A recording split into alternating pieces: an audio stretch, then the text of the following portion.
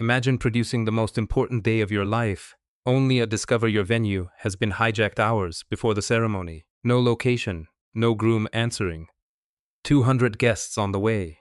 Total chaos. But Clara Hayes wasn't an ordinary bride. She was a professional event producer. And while her future in-laws expected a breakdown, she turned a wedding disaster into the most calculated public takedown Seattle had ever seen.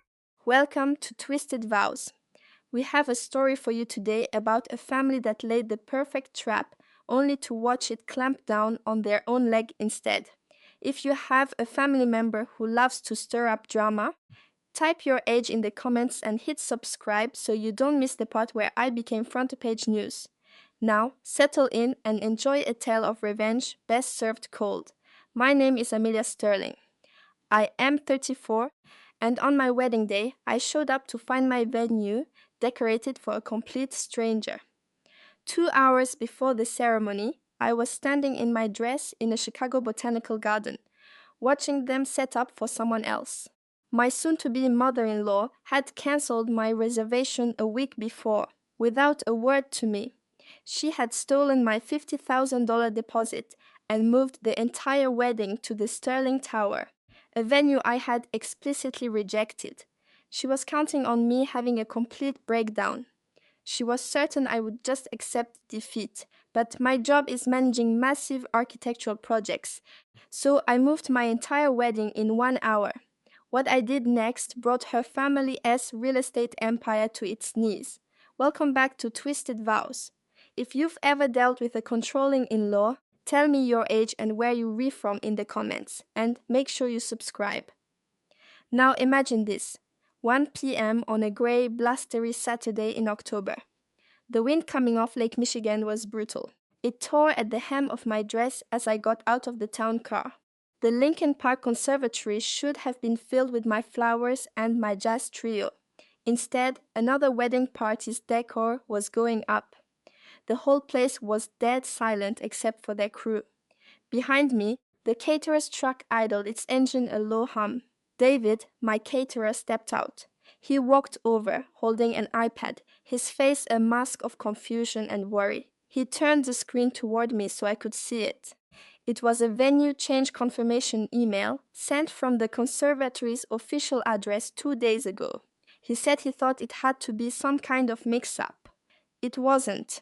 My hand shook as I took out my phone to call Julian. I was supposed to marry Julian Sterling at 3 o'clock. His phone went to voicemail after just 2 rings. I stared blankly at the screen. To get what was happening, you have to get the Sterlings. Their entire identity is built on their public image and maintaining total control. Julian is the perfect son and heir. His mother, Genevieve, is the one who runs the whole show. The moment Julian proposed, Genevieve treated our wedding like a corporate merger she needed to direct. I turned down her money. I booked my own venue. I hired my own team. I did all of it because I knew that if Genevieve paid for it, Genevieve owned it. I thought I had protected myself. I tried Julian again. Straight to voicemail. The wind was picking up and my fingers were numb. We had 250 guests arriving in less than an hour. David stood beside me, looking anxious, and asked if he should just start unloading. But before I could respond, my phone lit up. Not Julian, it was a text from Genevieve. I swiped it open. 2 short, sharp sentences. Conservatory had a burst pipe. Moved us to the Sterling Tower penthouse. Much better this way. I read it again. The Sterling Tower was her command center. It was the venue she tried to force on us from day one. It was the one place I had flat out refused. The conservatory did not have a burst pipe. The venue change email wasn't a mistake. Genevieve had sabotaged my wedding, booting me from the place I loved and dragging the whole affair onto her home turf. She was gambling that with guests on their way and the clock ticking, I'd have no option but to surrender, show up at her tower, and obey. I looked at my phone, then at the other bride's flowers. There was no way I was going to the Sterling Tower. That text message wasn't just a change of plans. It was the final move in a long Cold War for control. The Sterling Tower wasn't just another building. It was Genevieve's crown jewel, the place she shoved at me the night we announced our engagement. She had slid a glossy brochure for the Sterling Tower across the dinner table before she even offered congratulations. I told her no. I wanted a place that felt like us. The Sterling Tower meant Genevieve would dictate the menu. It meant Genevieve would edit the guest list. It meant Genevieve would be the director of the entire day. Moving my wedding there wasn't a solution to a problem. It was a beautifully planned ambush. My phone buzzed again. Still not Julian. It was a text from Chloe. Chloe is married to Julian's older brother, Mark. She is a brilliant corporate lawyer. She is also a Latina who has spent 5 years expertly navigating the Sterling's world of quiet, suffocating privilege. Chloe deals with the Sterlings by treating them like a hostile witness she's about to cross-examine. She doesn't argue. She documents. She gathers evidence. She works from the inside. Her text was brief. I'm in the penthouse. Genevieve planned this. She has a life-size ice sculpture of a swan with your monogram on it. Do not come here. A life-size ice sculpture. That requires weeks of planning and work. The conservatory's burst pipe was a pathetic, obvious lie. Genevieve orchestrated this trap weeks ago, and Julian knew. Julian was up in that penthouse right now. He let me come to this empty garden, knowing I would find another woman's wedding and a fraudulent email. The old Amelia, the one who tried for years to earn Genevieve's respect, would have gotten back in that car. She would have driven to the tower. She would have put on a fake smile, walked down an aisle chosen by her enemy, and married a man who left her to figure it out alone. Genevieve was betting on my fear of causing a scene. She figured that with everyone arriving, I would swallow my humiliation to avoid a scandal. I turned my phone off. I looked at that stranger as perfect floral arrangement. I chose scandal. I turned to David. He was still by his truck, iPad in hand, awaiting orders. David ran a catering company he built from scratch, starting with a small pop-up restaurant. He despised the entitled, old money snobbery of families like the Sterlings. He'd met Genevieve once, at our tasting. She had dismissed his executive chef's work as quaint. He never forgot that. David, I said, is your contract with that building? He looked down at the fake emails on his screen. Then he looked me in the eye. My contract is with you, Amelia, not with her. We cook where you tell us to cook. I need a venue, I said. I need a big, raw space anywhere in Chicago. We have 1 hour. He didn't even blink. The Chicago event world is a small, loyal community. Good vendors look out for each other. David pulled out his phone and started pacing, his voice low and urgent. I heard him say something about a bride getting railroaded. I heard him mention a last-minute emergency. He hung up and walked back to me. Fulton Market, he said. It's a converted meatpacking warehouse on the west side. Exposed brick, original timber beams, huge factory windows. A magazine shoot just wrapped. It's empty, clean, and all ours. It's 15 minutes from here. Brick and timber. It was the perfect anti-Sterling tower. No marble floors, no crystal chandeliers, and no Genevieve. We're going there, I said. The bride was gone. The project manager was in control now. My job is to oversee billion-dollar construction sites. I handle union negotiations, navigate supply chain disasters, and solve impossible logistical problems every single day. A wedding is just a small-scale build. What do you have in the truck? I asked. Everything, David said. The Wagyu short ribs, the sea bass, 25 cases of vintage champagne. The only thing missing is tables. The warehouse has reclaimed timber tables, I said. It's perfect. Let's move. David gave a sharp nod to his crew in the truck. His team started locking down their equipment for the drive. I stood in the wind, building a new timeline in my head. My florist was due to arrive at 1:30. I pulled up her number and called her. She was only 10 minutes away. I told her to reroute her delivery vans to the Fulton Market warehouse. She didn't hesitate. Professionals crave a decisive plan. Next up, the officiant. Judge Miller was a retired federal judge and my dad's best friend. I called him just as he was getting onto Lakeshore Drive. I gave him the new location. "Are you okay, Amelia?" he asked, his voice calm as ever. "I'm great," I said, "just doing a little house cleaning." He let out a low chuckle. He said he would see me there in 30 minutes. I finally texted Chloe back, "Relocating to Fulton Market. Don't tell a soul." Her response was immediate. "I'll run interference. Keep me posted." Let it all burn. Chloe was now my woman on the inside. She would handle the Sturslings while I built an entirely new event across town. I glanced down at my dress. It was beaded silk, meant for gliding through a garden. It wasn't made for an industrial pier. I reached down. I wasn't playing the part of the perfect bride anymore. I gathered the heavy skirt in one hand and walked to my own car. I slipped behind the wheel, turning the key until the engine rumbled to life as the vents blasted heat on my frozen hands. I put the car in gear and pulled out of the conservatory parking lot. The signs for that other wedding got smaller and smaller in my rearview mirror. I left the entire charade to disappear behind me. The drive to Fulton Market gave me 15 minutes of pure silence. My brain was a whirlwind of logistics. The new venue was a go. The catering was in motion. The officiant was on his way. But the biggest problem was still unsolved. It was 1:20 p.m. 250 guests were in cars and Ubers, dressed to the nines, heading for the wrong venue and a party that wasn't mine. Soon they'd arrive, and they'd start calling. Calls would start flying. A few would land with Ethan, and he'd steer them right into the trap at the Palisades Country Club. I had to get to my guests first. I had to divert every single car before they hit that dead end. A group text would just create a panic. And calling everyone one by one, I didn't have that kind of time. I needed a single clean broadcast. It was time to draw a hard line between my real friends and family and Beatrice's curated little world. I floored it, swinging onto the Eisenhower Expressway. The solution was right there, sitting in the cradle next to me. All I had to do was press send.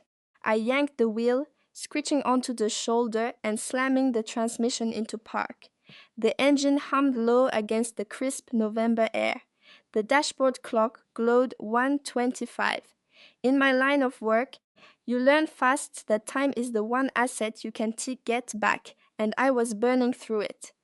200 guests, dressed to the nines, were currently navigating the Chicago suburbs, assuming they were headed to a beautiful club reception. The second they saw those chained gates, all hell would break loose. That hell would become a tidal wave of phone calls, all heading straight to Beatrice Vance at the Palisades. I snatched my phone. 8 months ago, I did laughed at a wedding planner wanting $5,000 for simple data entry. So I designed my own wedding app instead. It was a sleek tool for managing RSPs, tracking meal preferences, and sending updates about the hotel blocks. Beatrice had scoffed at it over dinner, saying it felt like we were planning a tech conference. She much preferred her thick, overpriced stationery. But here was the funny part: because she dismissed my little app, she never once asked about its full capabilities. It wasn't just a schedule, it was my private command center, and I was the only one with the admin password. I pulled up the control panel. 212 names blinked on the screen. The first thing you do when your supply chain is compromised is cut off the bad actors. I opened the main guest list and tapped the filter icon. I scrolled directly to the Vances. My thumb was steady. Like a surgeon S, I deselected Beatrice. I deselected her two sisters who'd spent years offering me career advice that was really just a series of thinly veiled insults. I deselected Ethan. I deselected his brother, Liam. But I left his cousin Sophie checked. She was my one possible ally, my eyes inside the club. In less than 60 seconds, I had purged the notification list of every person loyal to the Vance family. Only my people remained. Even my cousins from San Diego, who could barely stand Beatrice, were still on the list. I pulled up the mass alert feature. A blank message field stared back, waiting. When you are managing a full-blown crisis, emotion is the enemy. Fear causes delays. Clarity opens the path forward. I typed out a short, precise message. Emergency change of venue. The Palisades Country Club is unavailable. The wedding and reception have been moved to the Sterling Foundry in Chicago's Fulton Market District. Address is attached. Drinks and food will be served starting at 2 p.m. See you all there. I made no mention of the Vances. I didn't make up a story about a plumbing disaster. I just hit send. A green delivery bar shot across the top of my screen. The app fired off a push notification and a text message to 180 phones all at once. I watched the Reed Reese's flood in. Within seconds, cars all over Illinois would be changing course. Every GPS would be recalculating a new route. My guests were now safely redirected. Beatrice spent months meticulously planning her little ambush, but she was fighting a different kind of war. She was using paper invitations and social leverage. I was using a live data feed.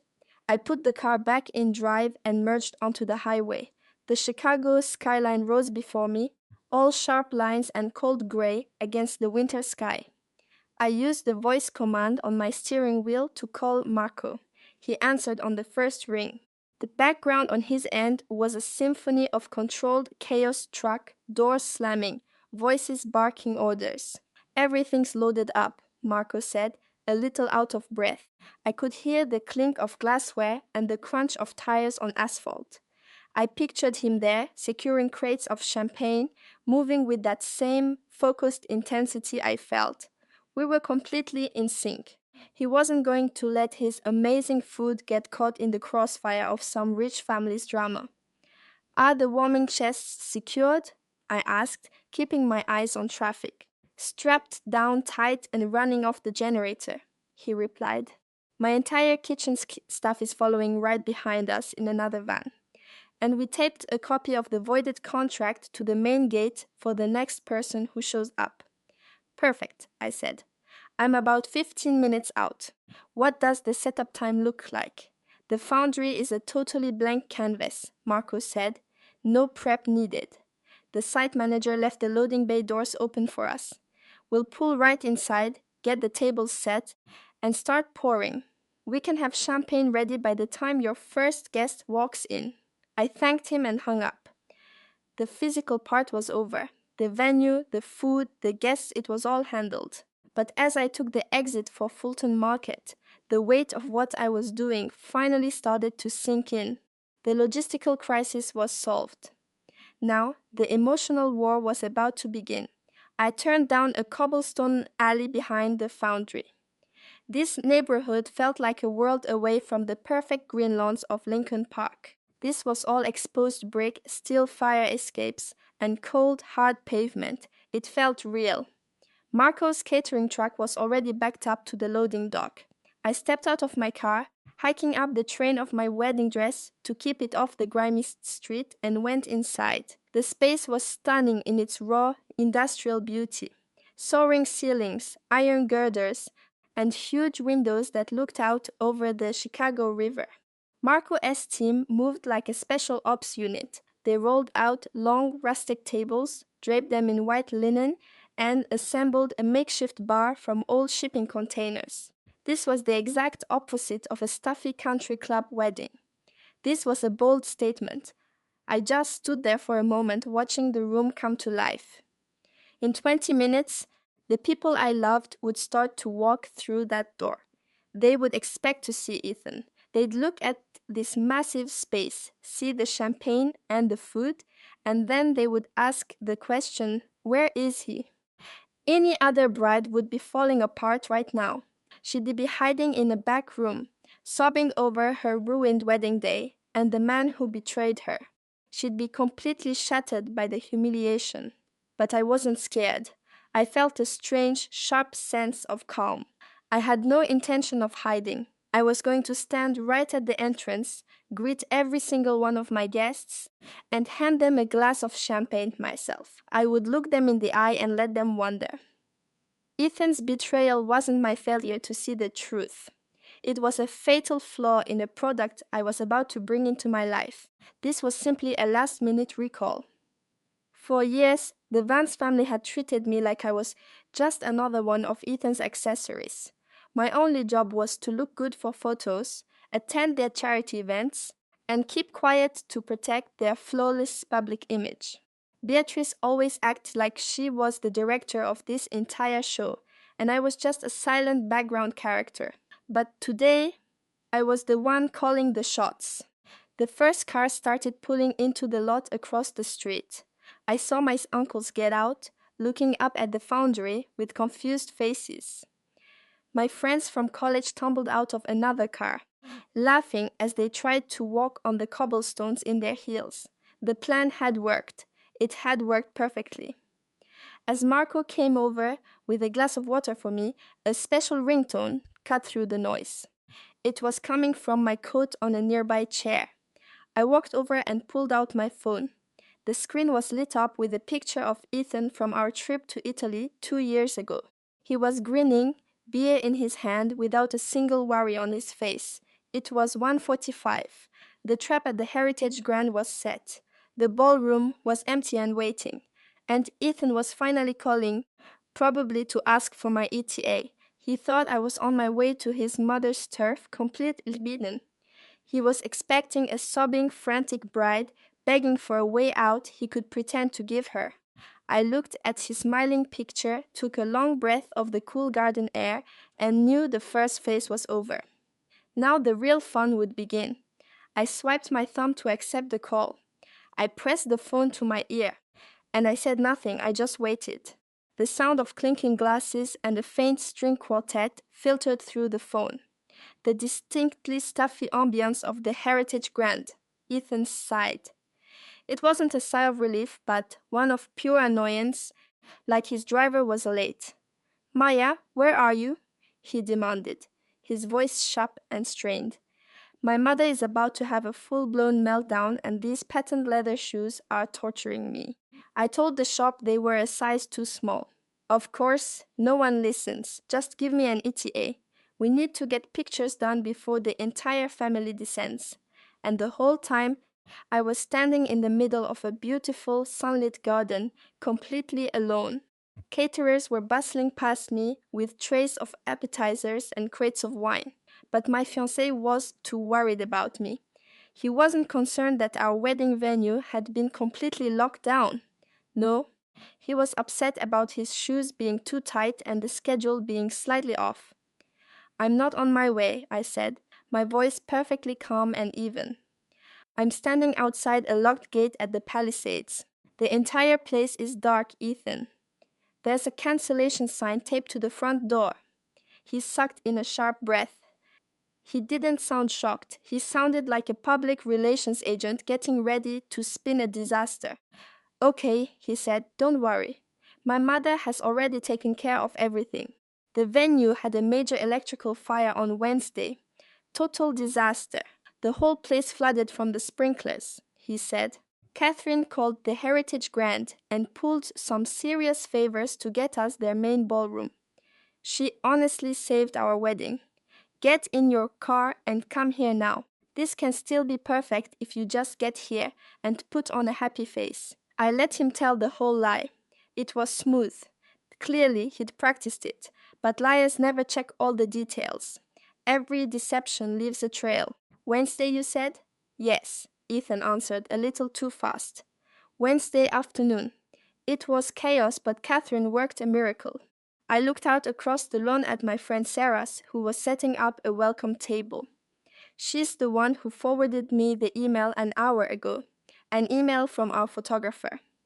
"If the fire was on Wednesday," I asked, "then why did our photographer's assistant email me on Monday to confirm the new lighting plan for the Heritage Grand? The agency we hired books 6 months out. They confirmed changes in writing. So did Catherine pay a massive rush fee, or did she cancel our real wedding venue weeks ago?" The faint music drifted from his phone. Ethan said nothing. The silence was an answer. It was the sound of his entire story collapsing. "You're being hysterical," he snapped. His voice dropped. The charming groom persona vanished, replaced by a cornered animal. "She did us a huge favor. Do you know what it costs to fix a last-minute problem like this? You should be thanking her. We even got our full deposit back. We saved $20,000 that we desperately needed." I closed my eyes, and the sounds of the gardens around me disappeared. That one single phrase echoed in my head. We saved $20,000 that we needed. I have my own career. I paid for this entire wedding. I didn't need $20,000. I needed my fiancé to not be a liar.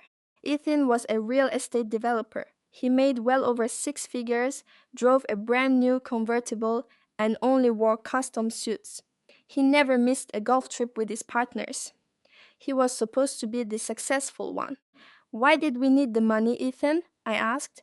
The question cut straight through his weak excuse. I could almost hear him sweating through the phone. "Because building a future is expensive," he stammered. "The condo, we need the cash for the closing costs." But that was a total lie.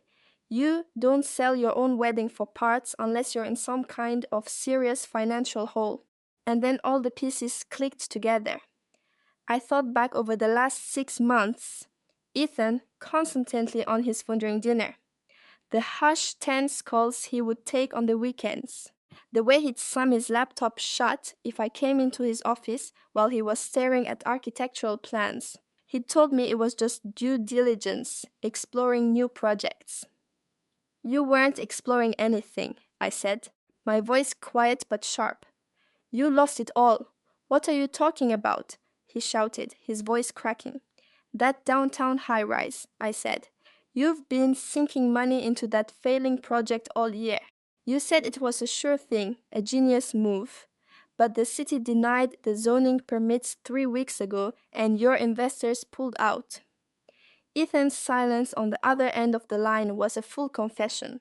I saw the whole ugly situation clearly. He was drowning in debt. He couldn't ask his mother for a bailout because Catherine demands perfection from her son. Admitting he'd failed so badly was impossible, so he needed cash, and fast. And half of our $20,000 wedding deposit was the perfect solution. He went to his mother, suggested moving the wedding to her stuffy club, and let her believe it was her brilliant idea to save the day. So Catherine agreed to cancel our original venue and made sure the refund was sent directly to her. She got the formal, old money wedding she always wanted, and you got my half of the deposit to pay off your loans. "You sold our wedding," I said, the words feeling like acid. "You watched me plan and budget and stress for an entire year. You let me show up here to a locked building, all of it just to cover your own tracks." "Maya, wait," Ethan pleaded, his tone shifting from anger to pure desperation. "It was a temporary loan. I was going to pay you back. Besides, the club is much more elegant. Everyone is loving it. My parents are thrilled. Just get over here. We'll have some champagne, we'll smile for the cameras, and we can sort out the money next week. Just please, play along." He still didn't understand. He honestly believed this was something we could fix. He thought that having our guests already there would force me to walk down that aisle for his mother. He thought I valued appearances more than my own self-respect. I looked around the beautiful gardens. My friends were laughing by the entrance. The bar was open. A string quartet was warming up. This place felt honest and beautiful and right. "I am not coming to the Heritage Grand," I said. Ethan let out a frustrated sigh. "Maya, don't be so dramatic. What's your plan? You're stuck out there. Our guests are arriving in 15 minutes, and you are making everyone late." "Actually, Ethan," I said, my voice calm, "the guests won't be there in 15 minutes. Right now, they're arriving at a beautiful garden estate in the hill country. They're walking in right now. They're drinking the champagne I picked out, and they're about to eat the food I paid for." What? Ethan shouted, his voice breaking. The soft music from his end of the call suddenly sounded pathetic. What are you talking about? I moved our wedding. I told him. I changed the venue on the website. I made sure your entire family was removed from the email update list. So my friends, my family, and every person who actually supports me is here in the hill country. You and Catherine are standing alone in an empty room. Maya, you can't do this to us, he sputtered. The contract for that club is under my mother's name. There's a food and beverage minimum. She's going to be charged for thousands. Sounds like a liquidity issues, I said. Maybe you should have hedged your bets. I pulled the phone away from my face, his small, frantic voice still yelling from the speaker. Then I hung up, and the screen went black. I just stood there for a moment in the middle of the garden. The crushing weight I'd been carrying for months completely lifted. I wasn't a panicked bride trying to fix a disaster. I was free. I had just removed a tumor from my life. Our engagement was officially over. I straightened the front of my gown, turned, and walked toward the entrance to greet my guests. I heard all the sordid details about the Heritage Grant later from Sarah. As a corporate auditor, she has an amazing eye for detail and a professional appreciation for watching a good fraud fall apart. She gave me the full story. At 2:30, the ballroom was perfect. Catherine was wearing a gold dress that looked more appropriate for a bride than the groom's mother. She was standing near the entrance, sipping mineral water and going over her welcome speech. Sarah's cousin, who was working the event, saw her tell the staff the whole tragic story of the fire and her own heroic, last-minute intervention. The tables were decorated with towering floral centerpieces. Those monogrammed napkins were folded perfectly beside every empty plate. A live jazz trio was playing on a small stage, and a line of waiters stood ready with silver platters of gourmet appetizers, waiting for guests who were never going to show up. The room was a showcase of quiet luxury, all crystal and polished marble. The invitations said 3 o'clock for the ceremony. By 2:45, Catherine was expecting waves of arriving guests, ready to praise her for saving the day. She imagined them gushing over her, but the massive marble lobby was completely silent.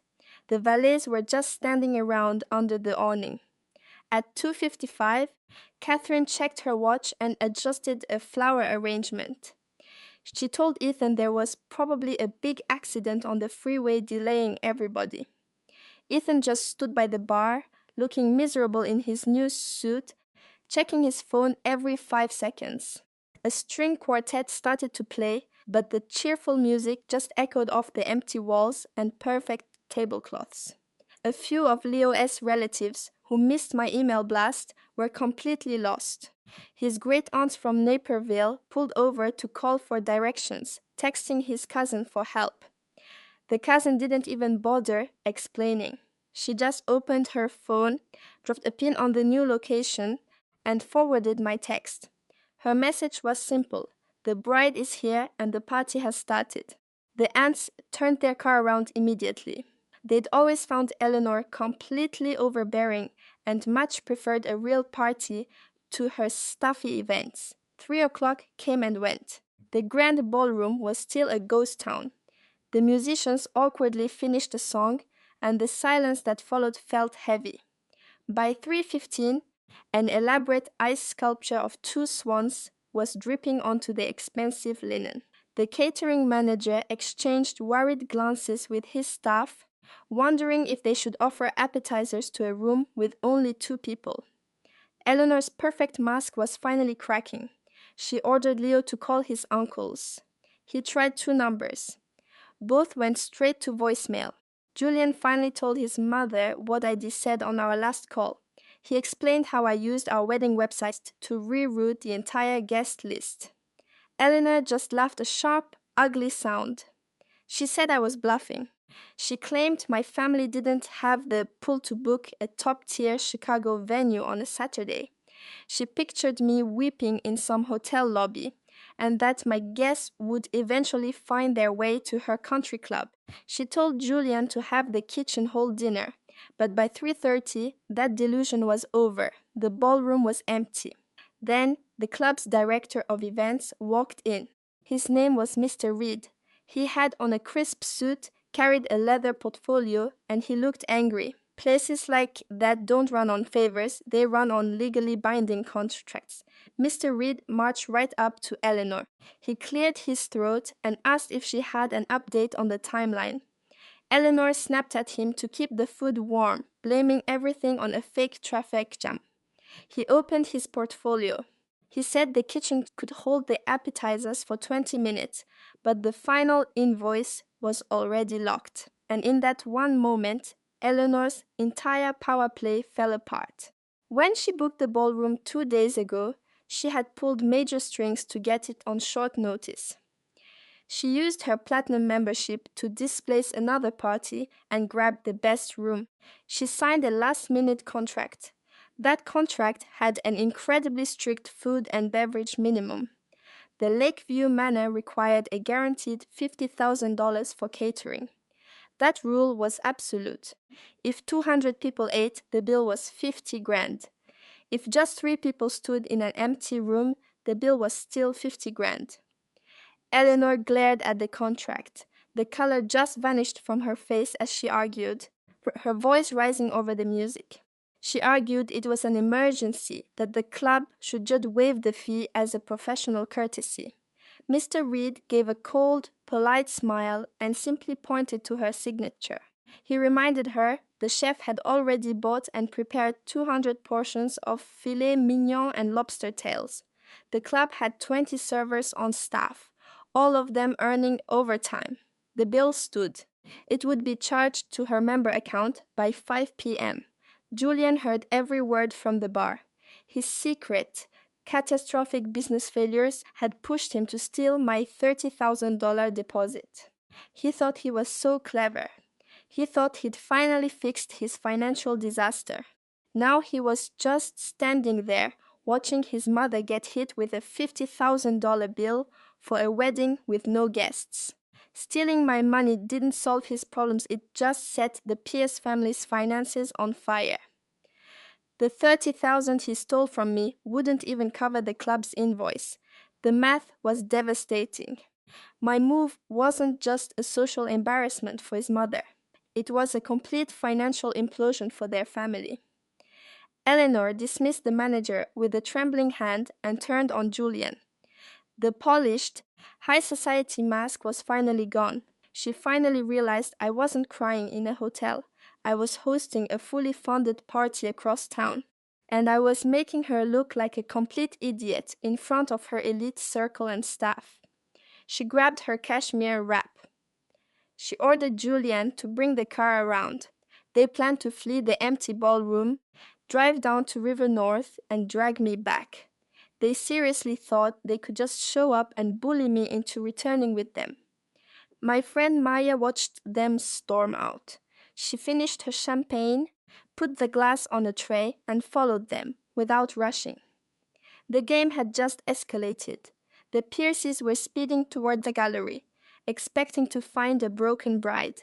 They had no idea what was waiting for them. The energy inside the Foundry Gallery was amazing. You could smell oil paint and city rain drifting through the giant open rafters.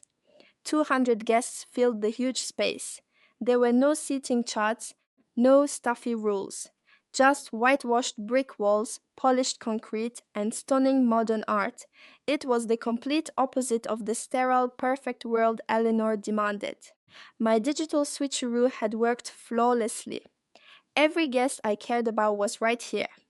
I watched my relatives arriving, their formal wear looking incredible against the gritty, chic backdrop of the arts district. They walked in through huge steel doors, looking confused, almost certainly expecting a complete disaster. Instead, they walked into a masterclass on how to perform a miracle. My friend Ben and his catering company were heroes. In less than an hour, they built a full bar out of reclaimed wood. Waiters moved through the crowd, pouring glasses of wine. You could smell the incredible aroma of wild mushroom risotto and seared halibut coming from the pop-up kitchen. Ben had saved the entire menu. I stood right at the entrance, greeting every single person who walked in. The silk of my wedding dress trailed along the concrete floor. I wasn't hiding in an office. I hadn't cried a single tear. For a half hour, I greeted all my friends and family. They would hug me, but their eyes kept darting around the room, looking for a groom who wasn't there. Whenever someone asked where Julian was, I just smiled and pointed to the bar. I told them to get a drink and that I would explain everything very soon. Julian's cousins from Michigan were in the middle of it, all the same relatives. Eleanor always seated at the worst table because she thought they were too loud and unrefined. Tonight, they were first in line for a drink. They were leaning against a massive painting, sipping wine, and watching the whole scene with a grin. They knew their Aunt Eleanor, and they knew her brand of chaos. They could feel a storm coming. By 4 o'clock, the gallery was humming with energy. The last of the guests had arrived. Everyone was accounted for. It was time to tell them what happened. I caught the DJ's eye, who was set up on a balcony. He nodded, cut the music, and handed me a wireless mic. I took a deep breath and walked to the center of the room. The chatter died down into an expectant hush. 200 faces turned to look at me. The silence in the art gallery felt electric. "Thank you all for being so flexible," I began, my voice ringing out clear and strong. I used the same tone I use in my most important business presentations. "I know you're all wondering why we're in an art gallery instead of the Drake Hotel. And you're probably also wondering why I'm up here all by myself." A few guests exchanged worried looks. Julian's brothers moved closer, their eyes glued on me. 3 days ago, I said, my mother-in-law canceled our reservation at the hotel. She never told me. She lied to the hotel, making up a story about a massive plumbing emergency. She then had my $30,000 deposit rerouted and tried to force this entire wedding into her private club. She did it to take over an event she didn't pay for, assuming I would give in to her demands rather than face public humiliation. A wave of shocked gasps went through the older guests. The idea of sabotaging a wedding was horrifying. To hear it described so calmly, without tears, was even more so. Julian knew, I said, letting those 2 words hang in the silence. He knew on Tuesday. And he still let me get into a car and drive to a hotel with chains on the gates this afternoon. He let all of you fly across the country to a venue with a council contract.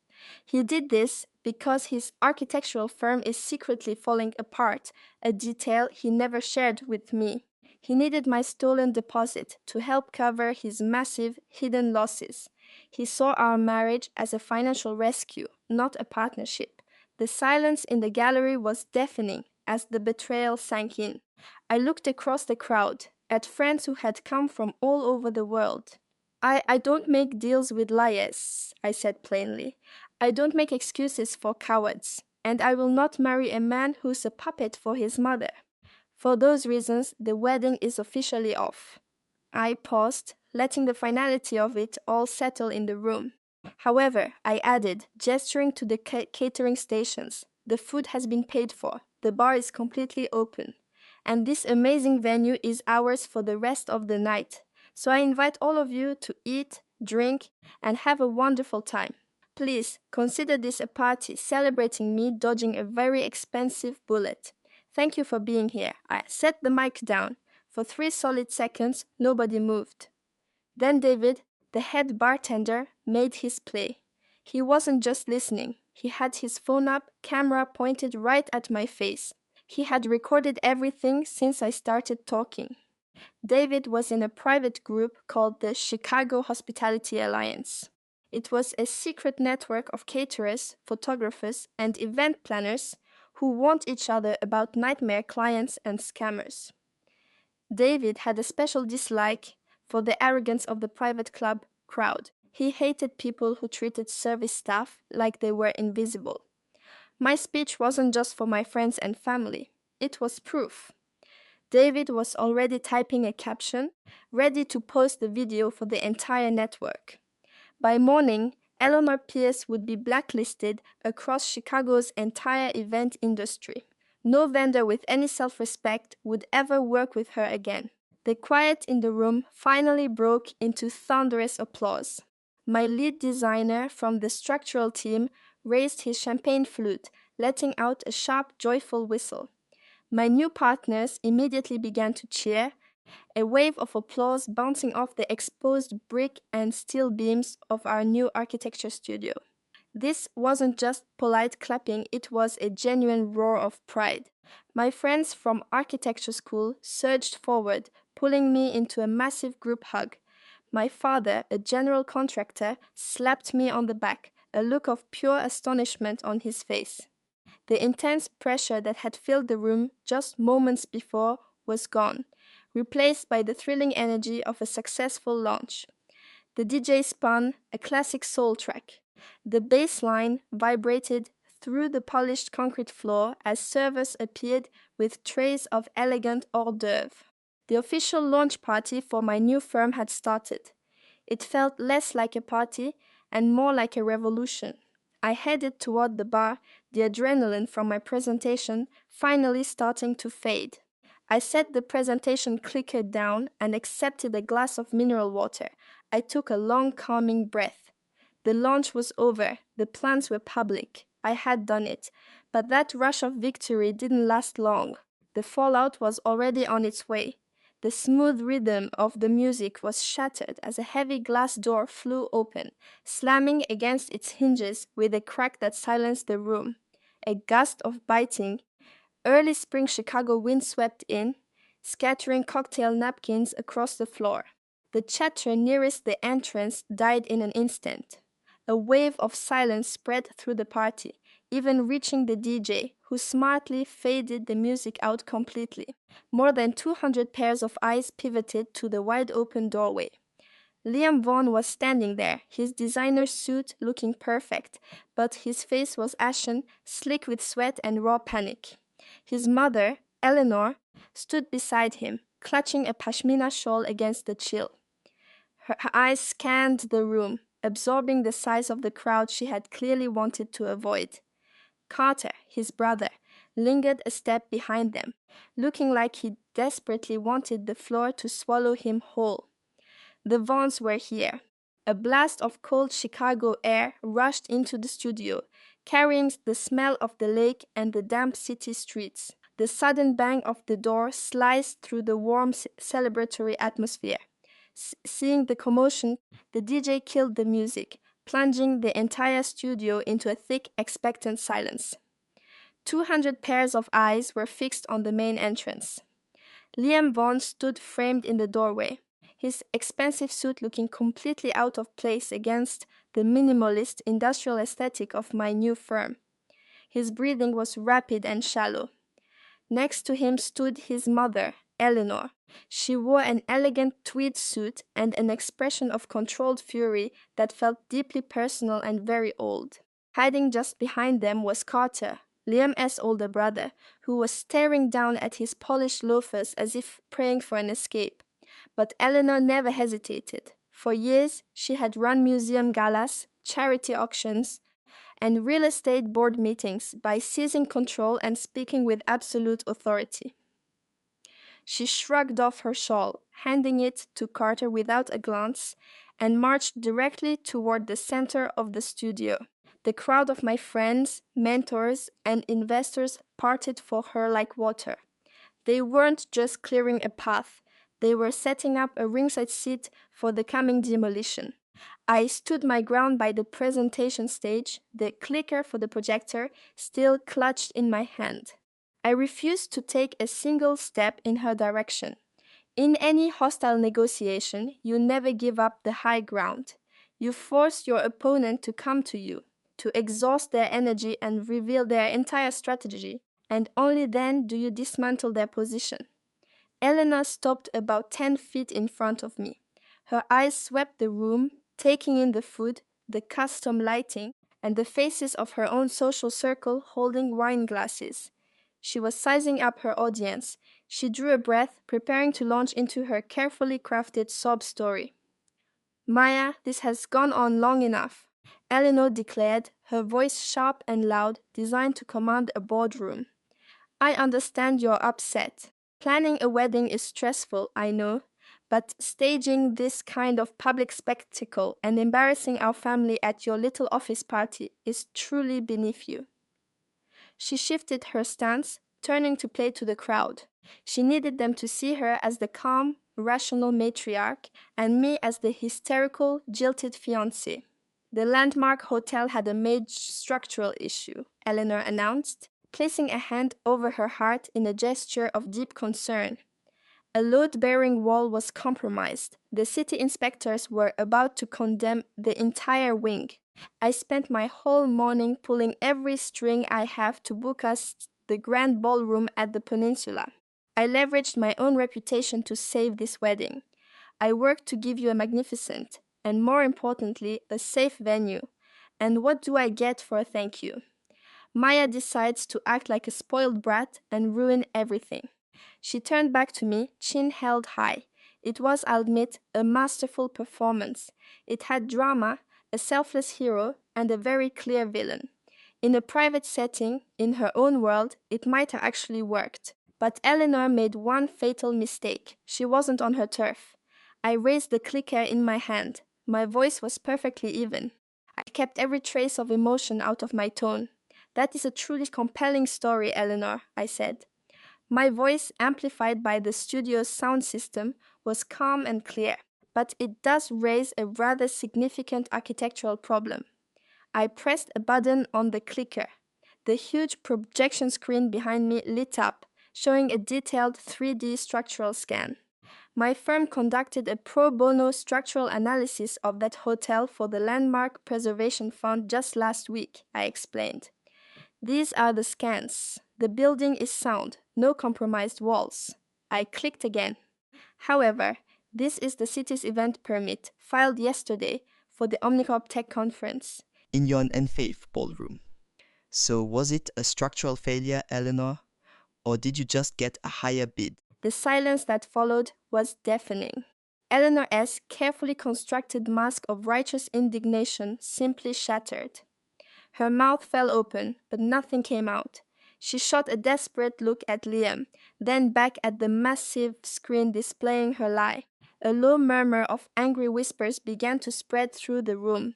A sharp gasp came from a group of my new investors standing by the bar. You can't build a business on deception, and you can't pull a con when the person you're conning is displaying the public records. Carter lunged forward, trying to get between me and his mother. His face was splotchy and red with rage as he jabbed a trembling finger in my direction. All his life, Carter was the mess Eleanor cleaned up. He clearly assumed she could do it again. Turn that projector off, Carter seized, trying to contain the disaster. Stop trying to humiliate my mother. She was protecting you. You're retwisting a simple safety issue into some insane conspiracy because you have to be the victim. He was trying to gaslight me in front of 200 people who knew me. He was counting on my old tendency to avoid a fight just to keep the peace. He expected me to fold. I didn't. I'm not the one humiliating your mother, Carter, I said into the microphone. She's doing that all by herself, and you're not defending her. You're just hiding that you needed my venue deposit to cover your bad real estate bets. The room absolutely exploded. It wasn't just a gasp of shock. It was the loud, cynical laughter of people who negotiate deals and spot liars for a living. One of my mentors, a legendary Chicago developer, leaned forward. Sounds like you leveraged the wrong property, son, he shouted out. A wave of laughter and agreement washed through my colleagues. My own father, a man who has built things with his own two hands his whole life, just crossed his arms. Go on back to your penthouse, he yelled. We build honest things here. The heckling was swift and brutal. It completely dismantled Eleanor's authority. She glanced around the studio, finally realizing her social status was worthless in this room. Her designer suit and her seat on the museum board offered no protection against a city permit displayed on a 20-foot screen. She had walked into my territory like a conquering queen and was now just another cheat exposed in front of her peers. Liam took a slow step back toward the exit, his eyes fixed on the floor. He wanted to run. He was just like all the Vaughn men, nowhere to be found when things got real. Carter spun around, glaring at his own family friends in the audience. His fists were clenched. He looked like a cornered animal, desperate to fight a battle that was already lost. Eleanor opened her mouth to scream, to threaten, to demand the respect she felt she was owed, but the words never came. On the far side of the studio, the crowd of guests began to stir and part. A clear path opened right down the center of the room. Ava Vaughn walked forward. She wore a perfectly tailored pantsuit, her heels making a sharp, steady click on the concrete floor. Her expression was all business. She didn't look at her cousin, Liam. She didn't acknowledge her other cousin, Carter. She walked straight to me, holding a tablet in her hand, its screen glowing in the low light of the party. Ava stopped right beside me. She turned to face her mother-in-law, Eleanor. Eleanor's eyes fixed on the iPad, and for the time I saw real fear flicker across her face. The public humiliation was complete. The financial takedown was next. My cousin Chloe stood with me on the polished gallery floor. She wasn't acting like someone in a family fight. She looked like a CFO about to announce a catastrophic loss to angry investors. Her back was perfectly straight, her expression unreadable. Chloe was the chief financial officer for Vanguard Galleries, the art world empire Eleanor ruled like a queen. Eleanor thought making her niece CFO was a smart move to keep her under control. She completely missed a basic business principle. The person who controls the money holds the ultimate power. Chloe wasn't moved by tears or family ties. She cared about numbers, and numbers are neutral. She tapped the screen of the iPad without saying a word. She didn't have to. She just handed the device over to me. I looked at the bright screen. It showed the main corporate bank statement for Vanguard Galleries. A pending transfer from 2 days ago was highlighted in a garish, angry yellow. The amount was for exactly $50,000. The sender was listed as the Chicago Museum of Modern Art, our original wedding venue. My stomach churned, not with sadness, but with shock at their breathtaking nerve. A venue can't just send a deposit refund to some corporate account. I paid that fee from my personal savings. Banking laws mandate refunds go back to the source account. Getting around that requires intentional fraud, careful planning, and fake documents. I swiped left on Chloe's screen, pulling up the next piece of evidence. It was a PDF file. The sender's email was a generic address using my full name plus a string of numbers. I had never seen that email address before in my life. The document was a formal request to change payment details. It told the museum to cancel my wedding contract and send the refund to an entirely new bank account, citing a fake family emergency. The account number listed on the form was for Vanguard Galleries, and on the signature line, clear as day, was my name. The signature was a looping, sloppy forgery of my handwriting. Eleanor didn't just try to intimidate me into canceling my wedding. She committed actual identity theft. I looked up from the iPad's glow.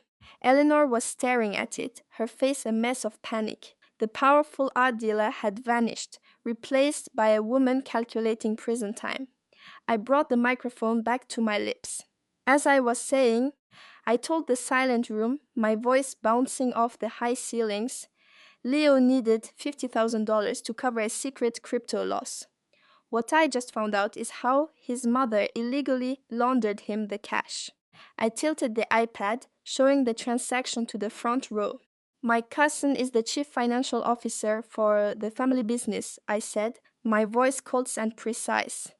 A few days ago, she flagged a highly suspicious wire transfer into their corporate account. The money came from my wedding venue, the museum. The amount matched my deposit exactly.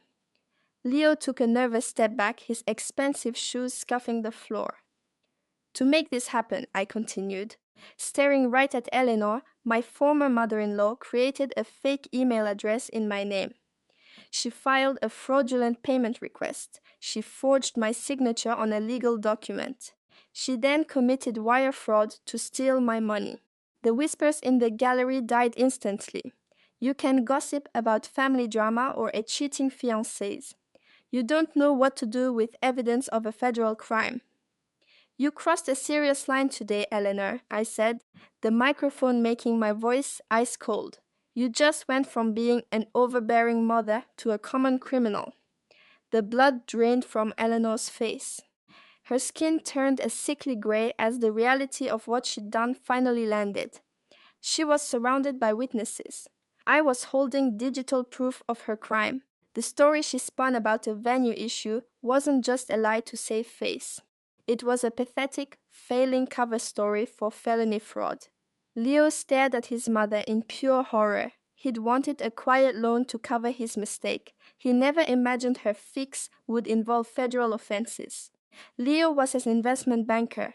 He knew the exact laws his mother just broke. He knew that any connection to identity theft and wire fraud would destroy his career and could mean jail.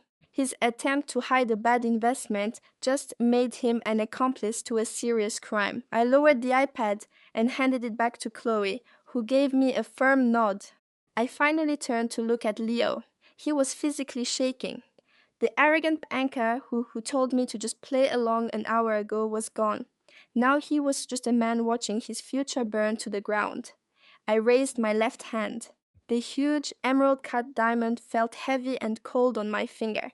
It was supposed to represent a life of trust we would build together. Instead, it was just another part of an elaborate lie. With my right hand, I grasped the cold platinum band. I slowly worked it over my knuckle. I didn't throw it. I wasn't going to make a scene like some reality TV star. Data scientists don't have meltdowns. We solve problems with cold, hard facts. Leo was standing beside an easel that held our wedding seating chart, a project I had spent weeks perfecting. A glass of champagne sat on the table next to it. I took 3 deliberate steps toward him. The guest silently parted, creating a path for me. I stopped right in front of him.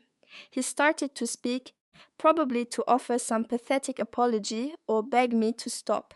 I didn't let him get a single word out. I held the massive diamond ring up between my fingers. The heavy ring landed without a sound on the seating chart, right on top of our names at the head table. It rested on the plans for a future that no longer existed. Consider our engagement terminated, I said. My voice was low, but the microphone amplified it through the entire gallery. You're going to need this for your lawyers. Leo just stared at the diamond on the chart. He couldn't meet my eyes. Evan, his brother, who'd been hiding in the back, suddenly moved. He grabbed his mother's arm, not to comfort her, but to pull her towards the nearest exit.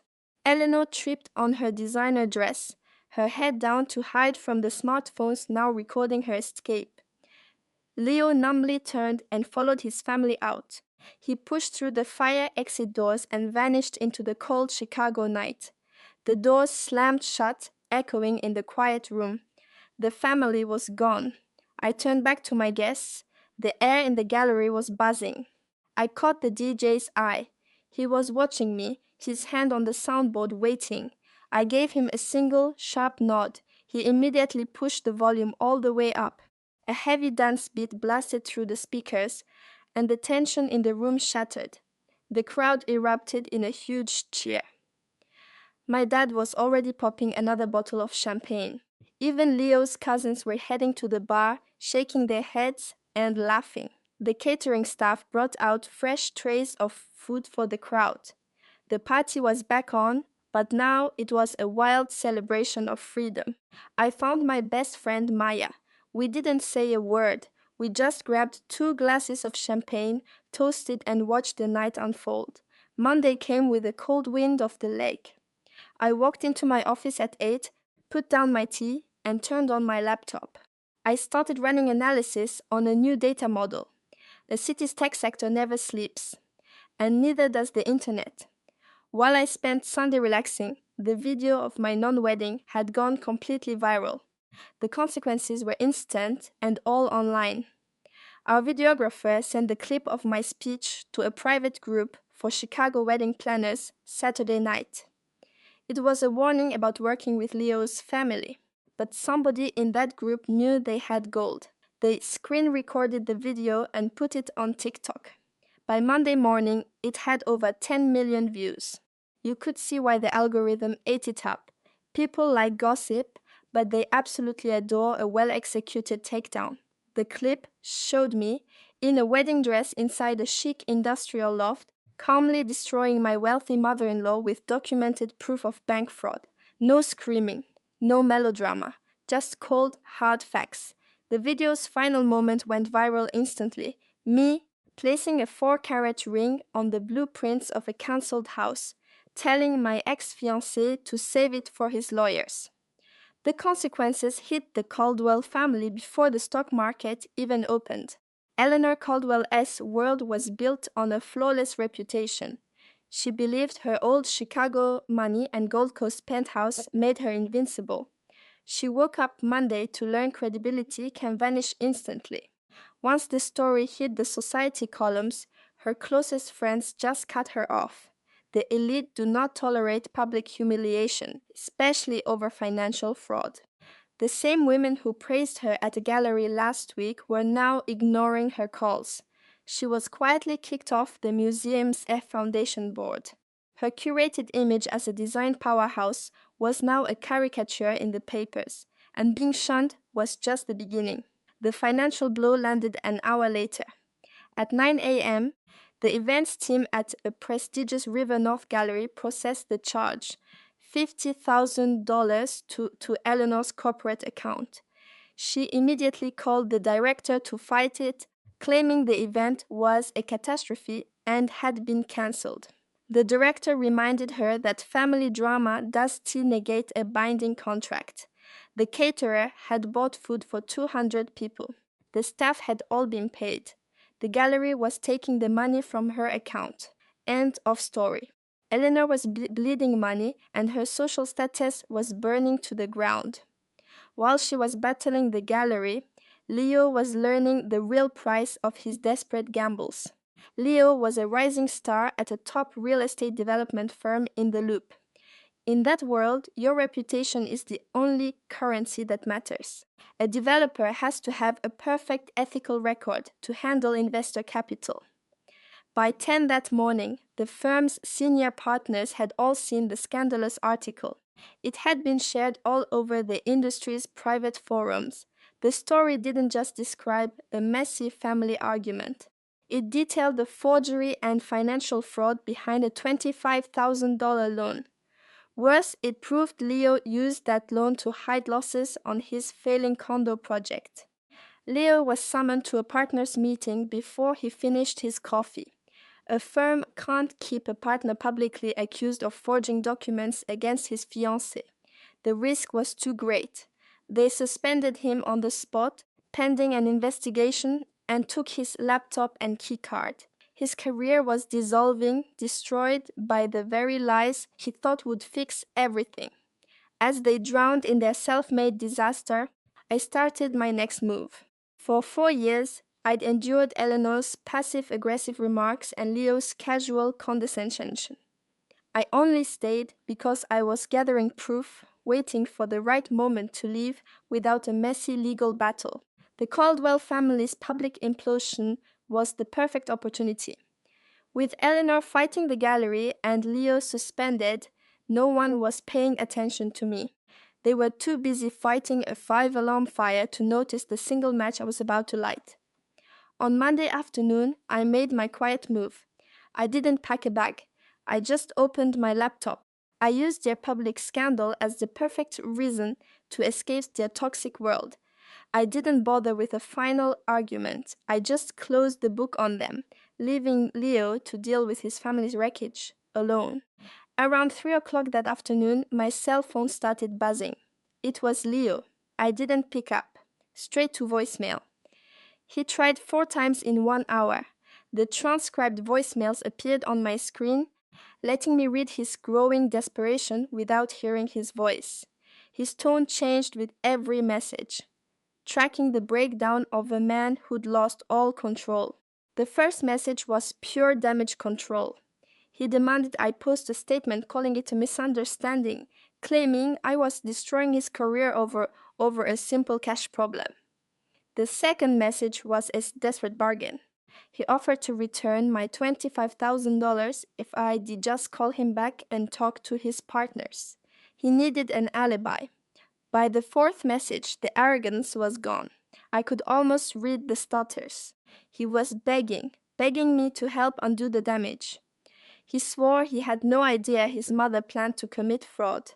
He claimed he just wanted to pay off his investors and buy our historic home to start fresh. He was a liar. He knew exactly what he was doing letting me find the voided contract. He knew when he complained about his expensive shoes while I stared at our lost dream. I sat at my desk, rereading his final text, and I felt nothing. Pity is for people who have bad luck. Leo was a victim of his own terrible choices. He gambled away his money, he gambled away our future, and he lost. Now he expected me to bail him out. I deleted the entire thread. Then I opened a new email. Eleanor's public shame was just a side effect of going viral. Leo's suspension was a consequence of his own actions. I didn't cause that. It was just their secrets coming to light. But the stolen down payment was a direct attack on my personal finances. It was time to settle the score. I typed Eleanor's email into the to line, then Leo's right below it. I added my corporate lawyer to the CC line. I attached the bank record showing the fraudulent wire transfer. I attached the PDF of the form with my forged signature. The proof was perfect. The court of public opinion had passed its sentence, but the final move was mine. I didn't call some big meeting.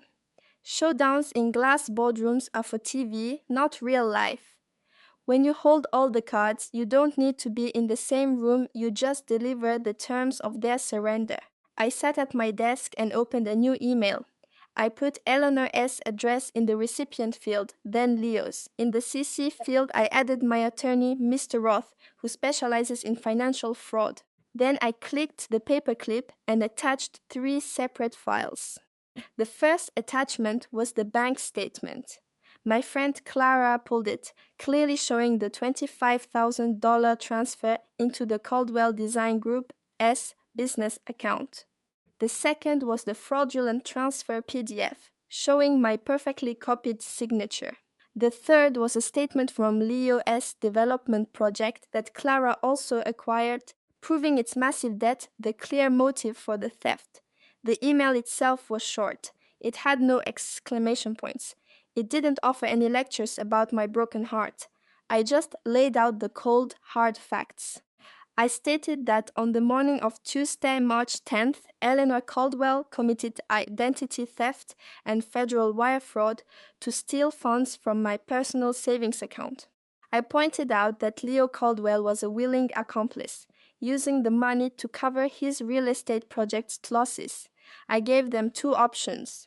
They could wire the full $25,000 back to my account by 5 p.m. that day, or my lawyer would send the file to the district attorney and file a civil suit. I didn't sign it sincerely. I just typed my name. I moved the cursor over send and clicked. It was done. Out of my hands. I spent the rest of the day looking at historic city blueprints. The calm in my quiet office felt like another world compared to the storm I knew was hitting across the city. I could see it clearly, Eleanor, in her ridiculous Gold Coast penthouse, staring at a screen, her high society friends suddenly unable to delete a digital trail.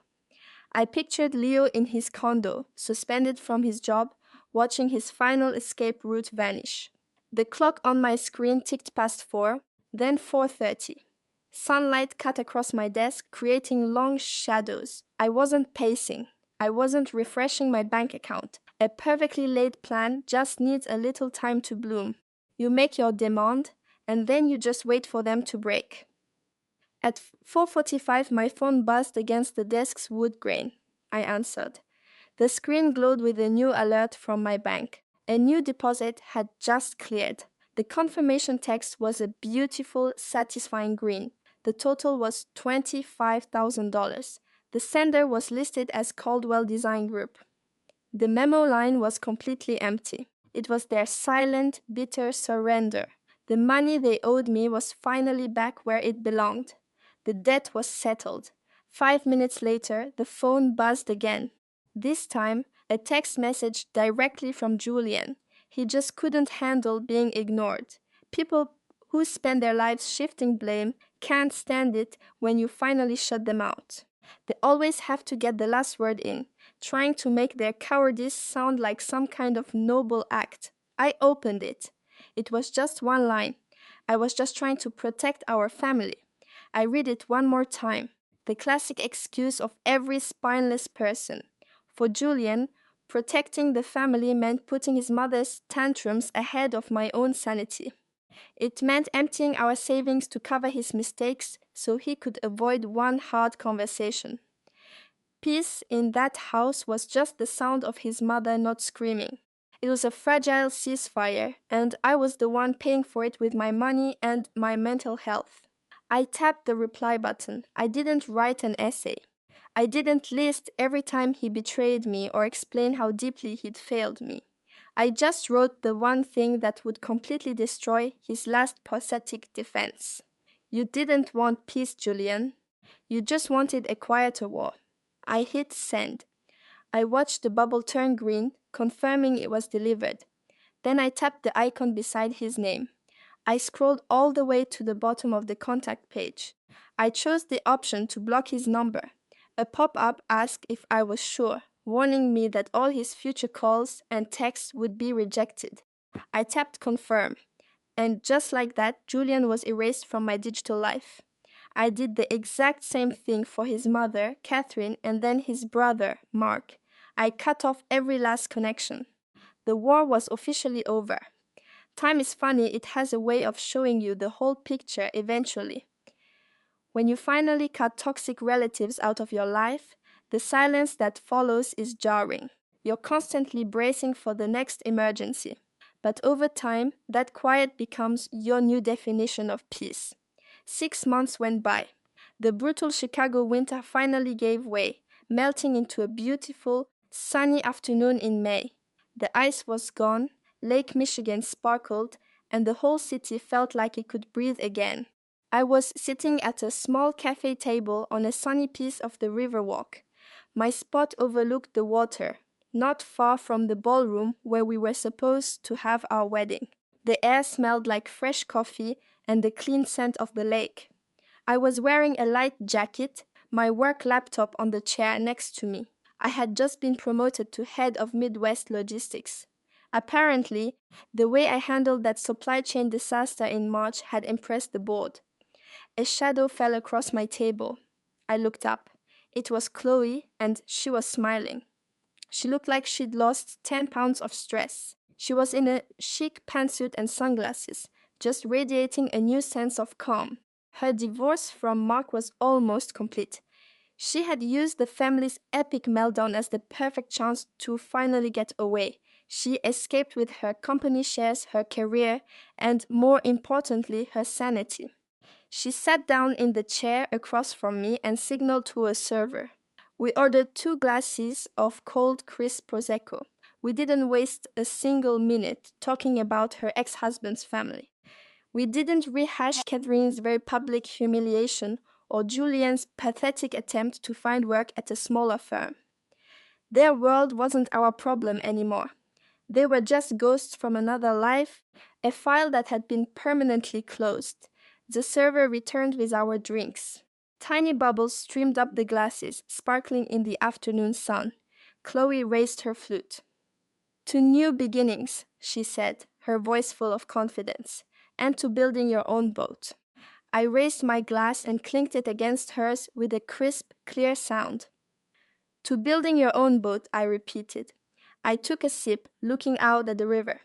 A huge freight barge was moving steadily through the channel, fighting the current with a slow, powerful resolve.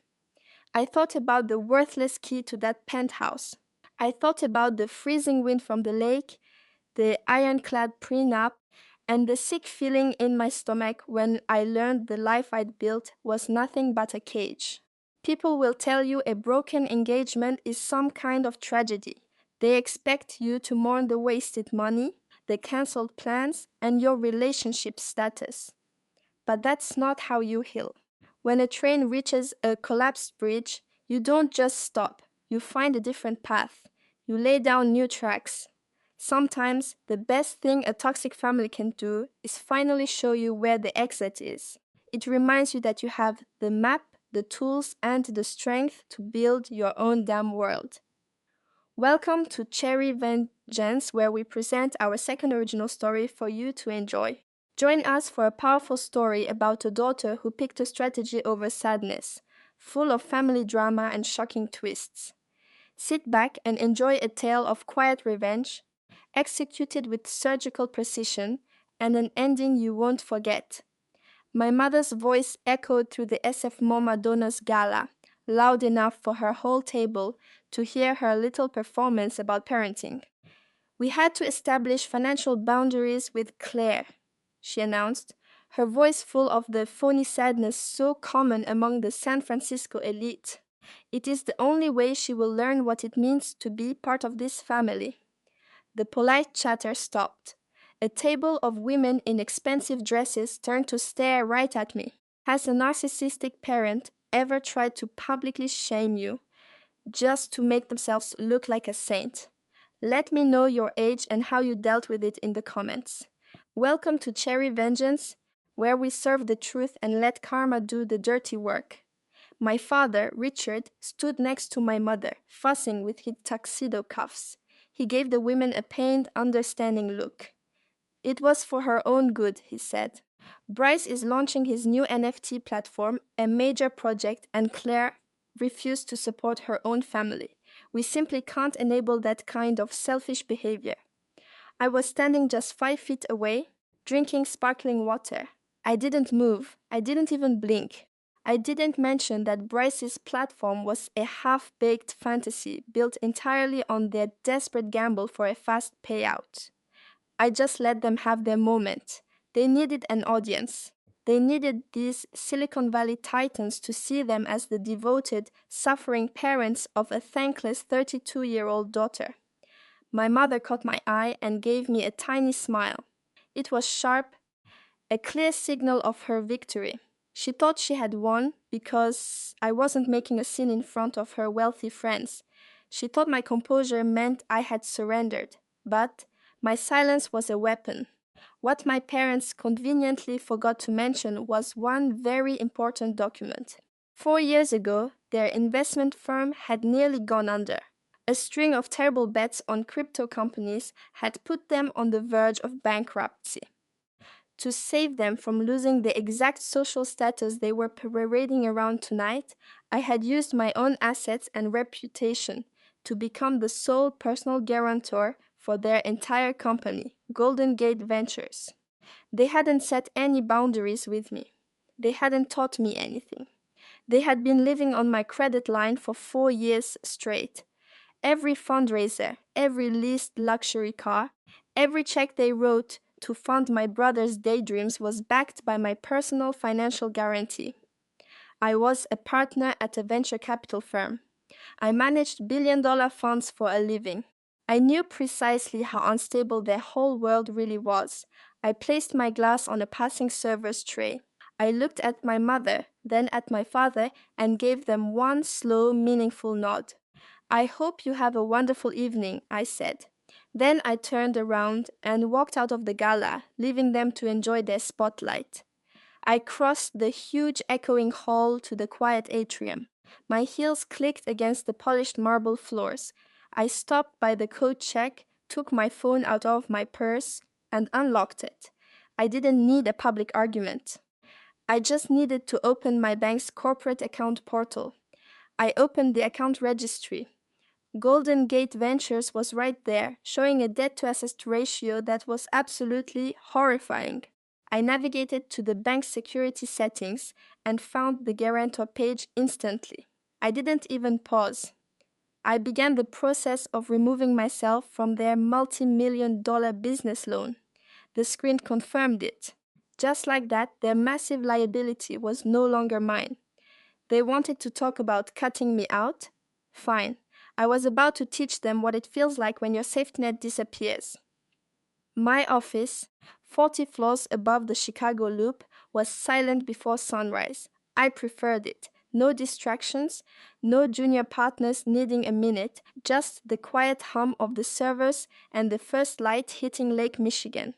I sat in my chair, the trading monitors blinked on, and I poured my first coffee of the morning. I wasn't emotional about the magazine feature I'd seen last night. In private equity, emotion is a liability. It makes you careless.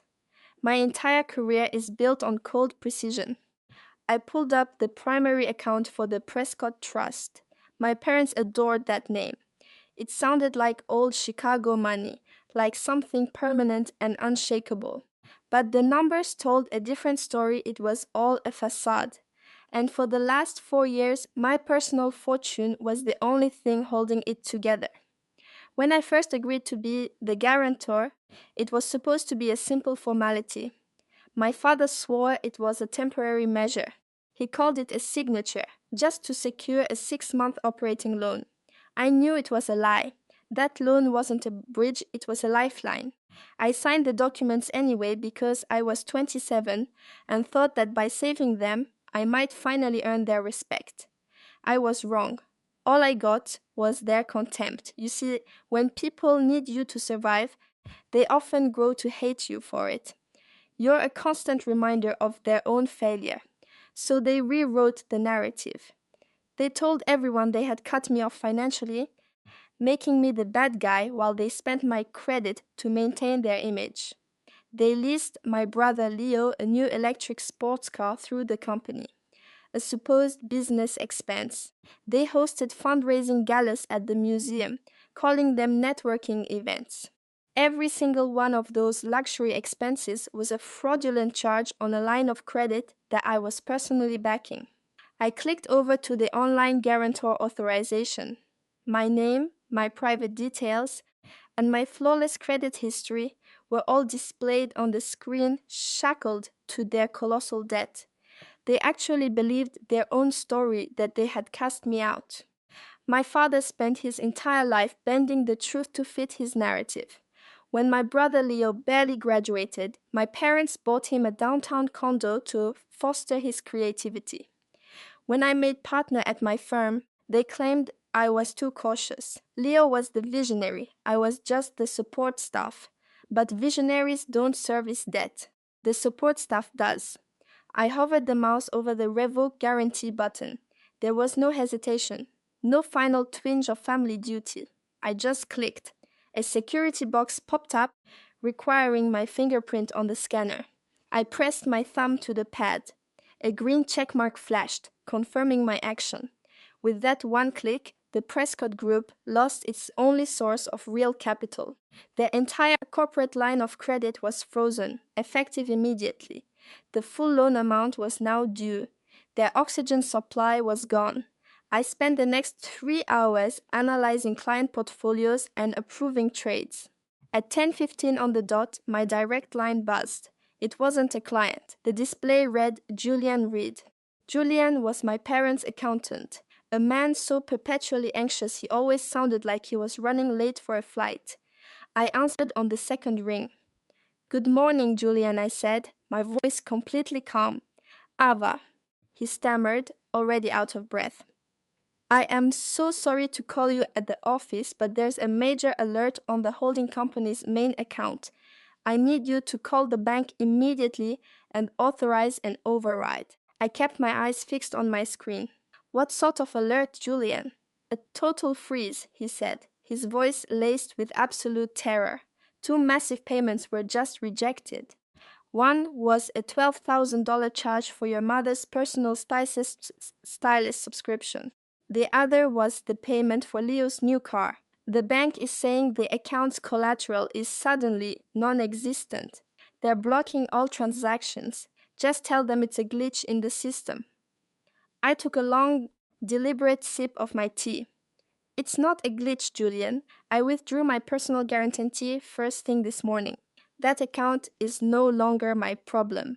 A heavy, dead silence filled the line from his end. I could almost hear the frantic calculations running through his head. Ava, he finally managed to say, his voice dropping to a panicked whisper. You can't do that. Without your assets backing the loan, the bank will see your father's true financial standing. They'll assess their real value. I know, I replied. That is exactly the plan. Julian started rambling, his professional calm completely shattered. You don't get it. They have no liquid cash. They mortgaged the Lake Geneva house to fund Leo's last tech venture, which went bust 6 months ago. They are running on fumes. If the bank calls in their commercial loans, they'll be ruined by morning. The entire thing will just evaporate. I listened patiently as his breathing became ragged over the phone.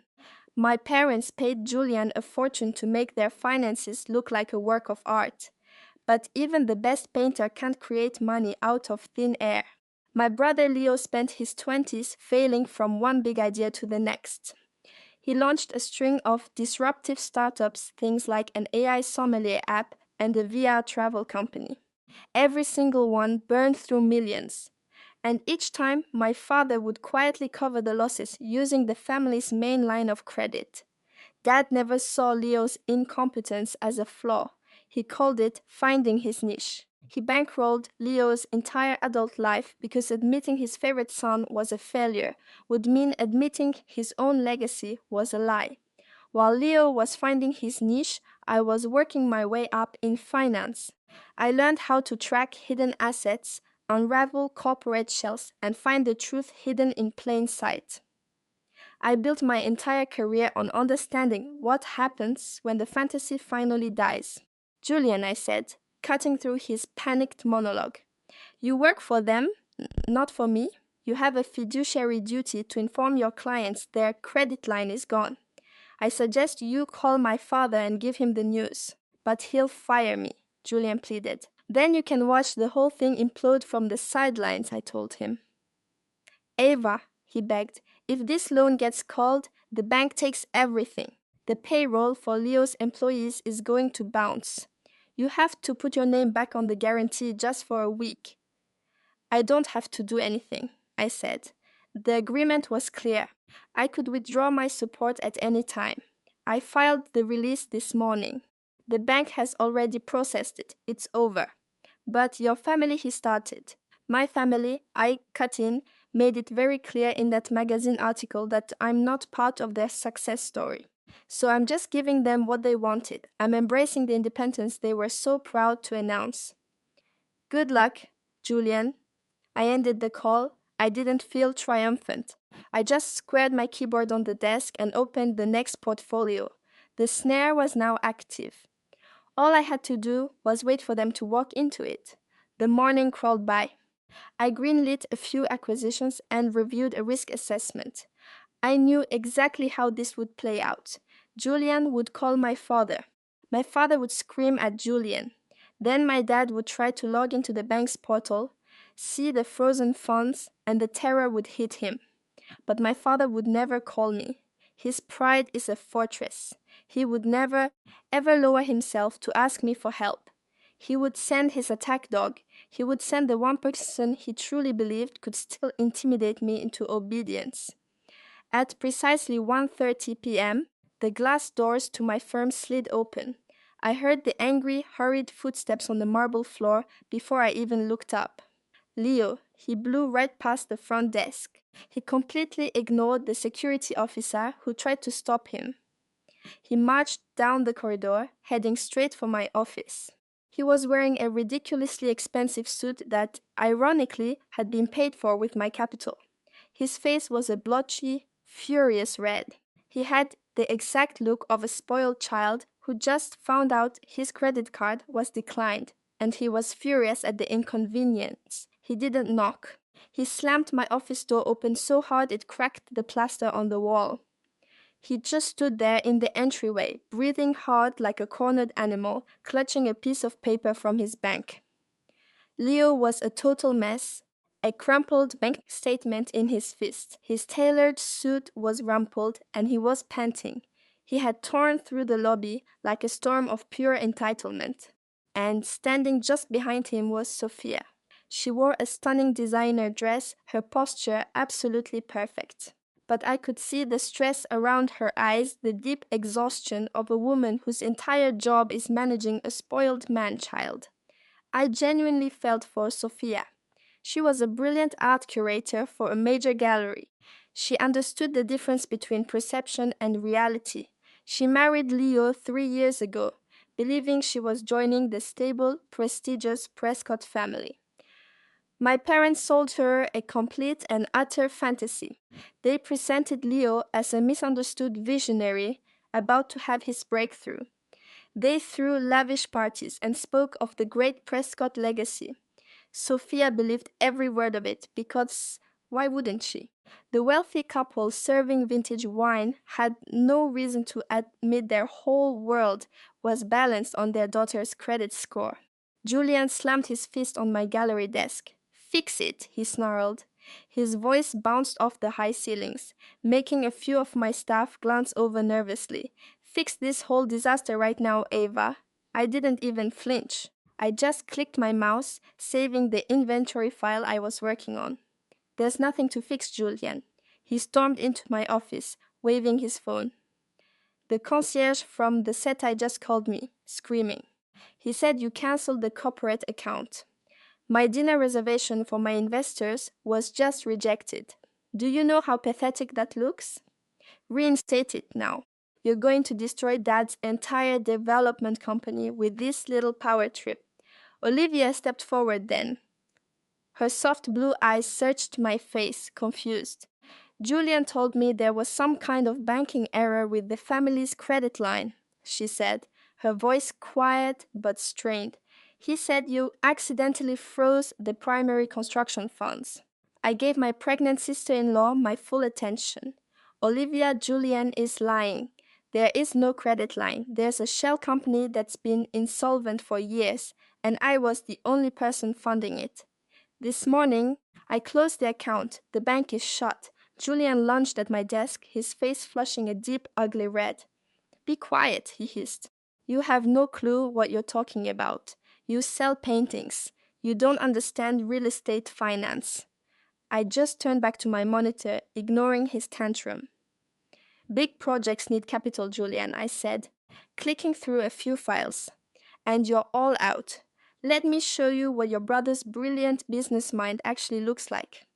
I rotated the massive 32-inch display to face them. My private jeweler's invoicing portal was already open. I hit enter. A single itemized bill filled the screen in stark black and white. I walked Olivia through the charge, pointing to the screen as her eyes followed the details. I showed her where the money was supposed to go. "Here's your joint account, meant for your new condo's construction deposit. And here is where it actually went to this jeweler. It was all right there, crystal clear. 10,000 for investor gifts that were really just cases of vintage champagne. 25,000 for a research trip to Monaco that was just a gambling junket. And 75,000 for a single piece of jewelry." The secure future she thought she was building for her baby was a complete fantasy, and that was just his spending. "Now look at the description," I said gently. Julian saw where this was going and tried to block her view. "That's enough, Ava," he snapped. Olivia shoved him aside without looking at him. Her gaze locked on the screen. "Don't you dare touch me," she whispered, her voice like steel. She leaned closer. I highlighted the final lines. It was the jeweler's invoice for a custom diamond necklace. The purchase date was 6 weeks ago. On her birthday, she saw the note for the engraving. She saw the name of the recipient, but it wasn't her name. It was Sasha. And then she saw the delivery address. Thousands for a custom necklace delivered to a penthouse suite at the Faena Hotel. lavish for someone who wasn't his wife. The piece on the invoice was the exact one she'd pointed out to him months ago. Olivia's face went from confused to completely blank. She finally understood. The man she loved wasn't just a failure. He was a fraud, and he was a cheat. Olivia, Julian started, his voice breaking. He held up his hands, desperate to explain. It was a business gift to secure the new waterfront deal. We were going to pay it all back as soon as the permits cleared. It was just temporary. Olivia didn't even look at him. She didn't raise her voice. She just crossed her arms, pulled out her phone, and unlocked it with a single, sharp tap. Her expression was a frozen mask of pure rage. "What are you doing?" Julian asked, his voice suddenly small and pathetic. Olivia's thumbs were a blur across the screen. "I'm on the line with our private banker," she said coldly, "and after I have him freeze it every single joint asset we own, I'm calling my divorce lawyer. Then I'm having the locks changed on our penthouse." She snapped her phone shut, turned, and walked straight out of my gallery. She never looked back. The sound of her heels was sharp and final on the polished concrete floors, echoing until she was gone. Julian just stood there, stunned.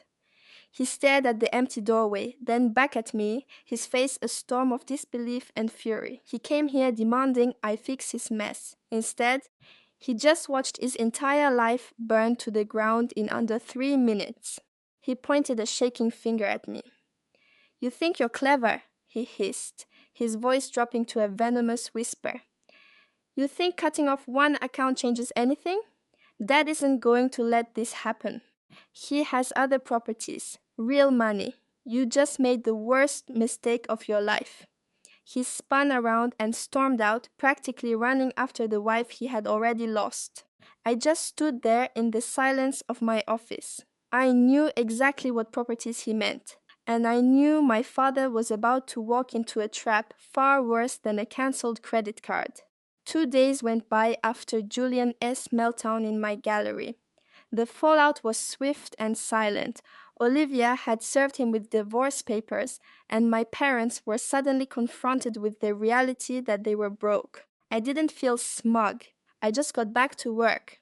It was Thursday morning, and I was in my Gallery S private viewing room, discussing a new collection with my lead curator. My phone was face down on this table. At precisely 10:15 a.m., the screen flashed with a silent push notification. I glanced down, a small red flag icon. It was an automated alert from the Miami-Dade Property Registrar system. I learned long ago to be careful with my family. I had every single property deeded in my name monitored by the county's digital alert system. Anytime a new filing, lien, or even a simple query was made, I received an instant encrypted notification.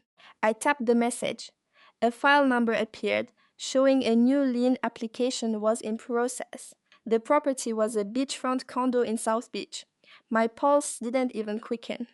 I calmly picked up my espresso and took a sip.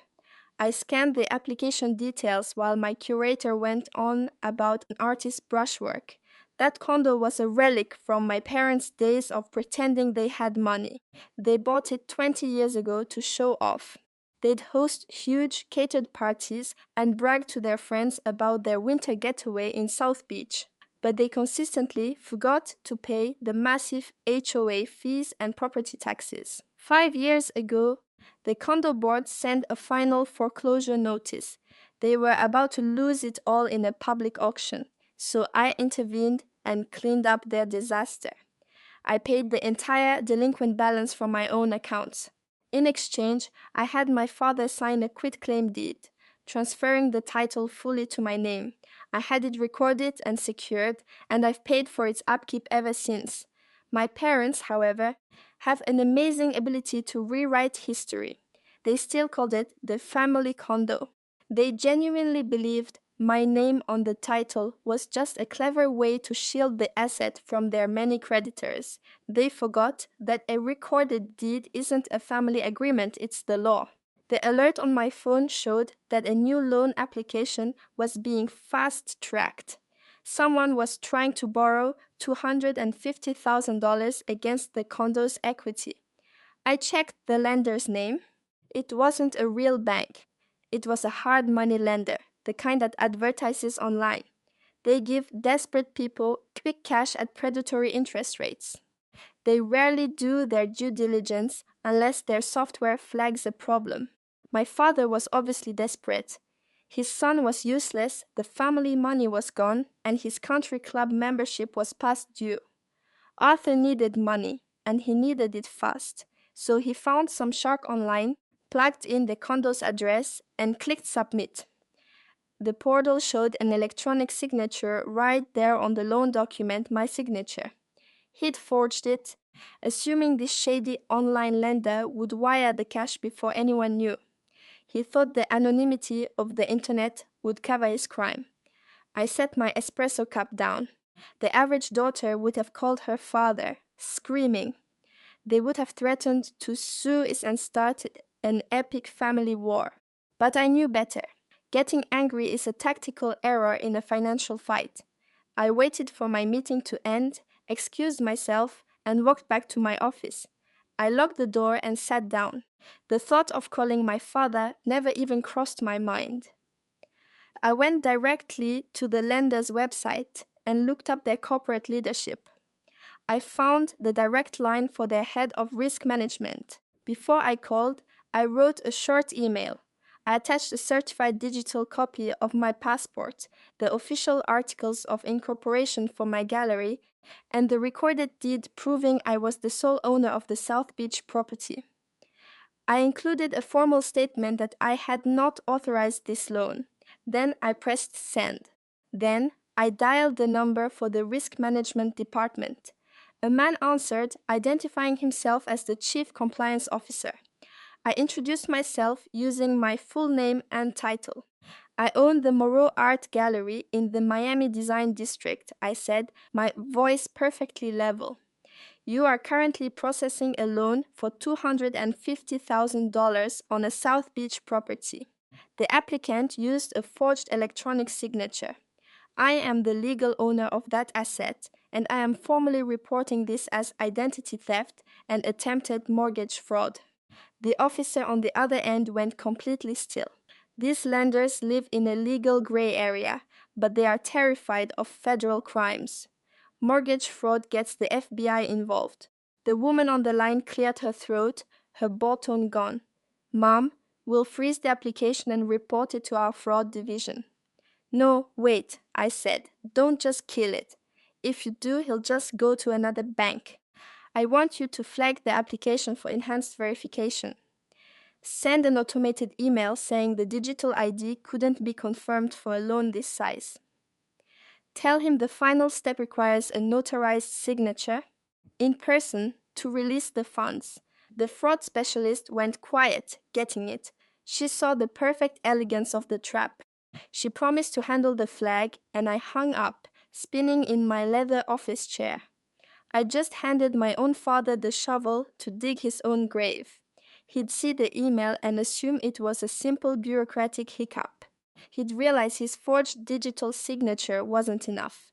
He needed me in person, but he's way too arrogant to ever admit he committed fraud. He'd try to charm me. He'd schedule a meeting, act like it was just routine paperwork, and corner me into signing. He actually thought he could con a corporate lawyer with a Rolex and a fake smile. Less than an hour later, my desk phone buzzed. The display showed my mother's name. Catherine only ever called my direct line at the firm when she was running cover for my father. I let it ring twice, composing myself for the coming drama. Her voice was smooth as silk, that phony warmth she used for fundraisers and society pages. She asked about my latest case, as if her husband hadn't just tried to commit wire fraud in my name. She suggested we settle this awkward little misunderstanding over dinner at a posh steakhouse known for its privacy. I knew it was an ambush. My parents never bought an expensive steak unless they wanted something that cost far more than the check. I accepted, of course.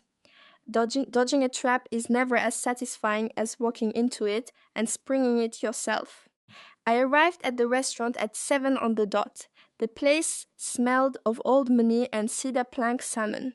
A hostess led me past a massive glass-walled wine cellar to a quiet corner booth. My parents were already seated.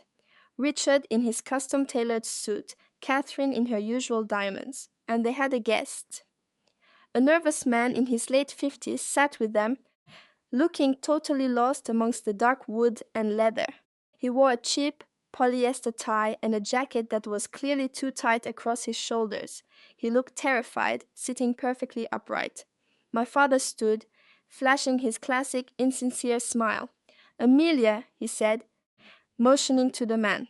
"Glad you could make it. This is Mr. Finch. He's a consultant who helps with complex financial agreements, and we thought a neutral third party would be helpful." I slid into the booth, sizing him up instantly. Mr. Finch was no consultant. He was a cut-rate notary. My father had a whole Rolodex of men exactly like him. My father never used top-tier lawyers or accountants for his dirty work. He always found the ones on the verge of ruin, professionals happy to bend the rules for quick cash. Mr. Finch had the unmistakable look of a man who would notarize a surrender treaty if the price was right. A waiter appeared. My mother ordered an obscenely expensive bottle of wine. I stuck with sparkling water. As soon as the waiter left, my mother began her act. She leaned forward, her jewelry glinting. "We just want to put this mess behind us, darling," she cooed, her voice oozing with practiced concern. "Your father is under so much stress. Families argue, but we can't let one little signature ruin everything. We have to fix this. We just need your help to correct a simple clerical error." I stayed silent, waiting for the real play. My father finally jumped in. "All business now. The funding for the new pipeline project hit a small snag," he said, cutting through the drama. "The lender needs your signature on the guarantee to release the capital. It's just a formality. Mr. Finch is here to witness it, so we can all move on with our lives." My father pulled a single folded document from his jacket pocket. He slid it over to his so-called consultant. Finch carefully unfolded the paper on the white tablecloth. He took out a heavy, black notary stamp and placed it by his water glass. He clicked a cheap ballpoint pen and set it right above the signature line. I didn't even touch it. I just leaned in, reading the text upside down. As a lawyer, I reviewed thousands of contracts. I knew this one on sight. This was no standard lender form.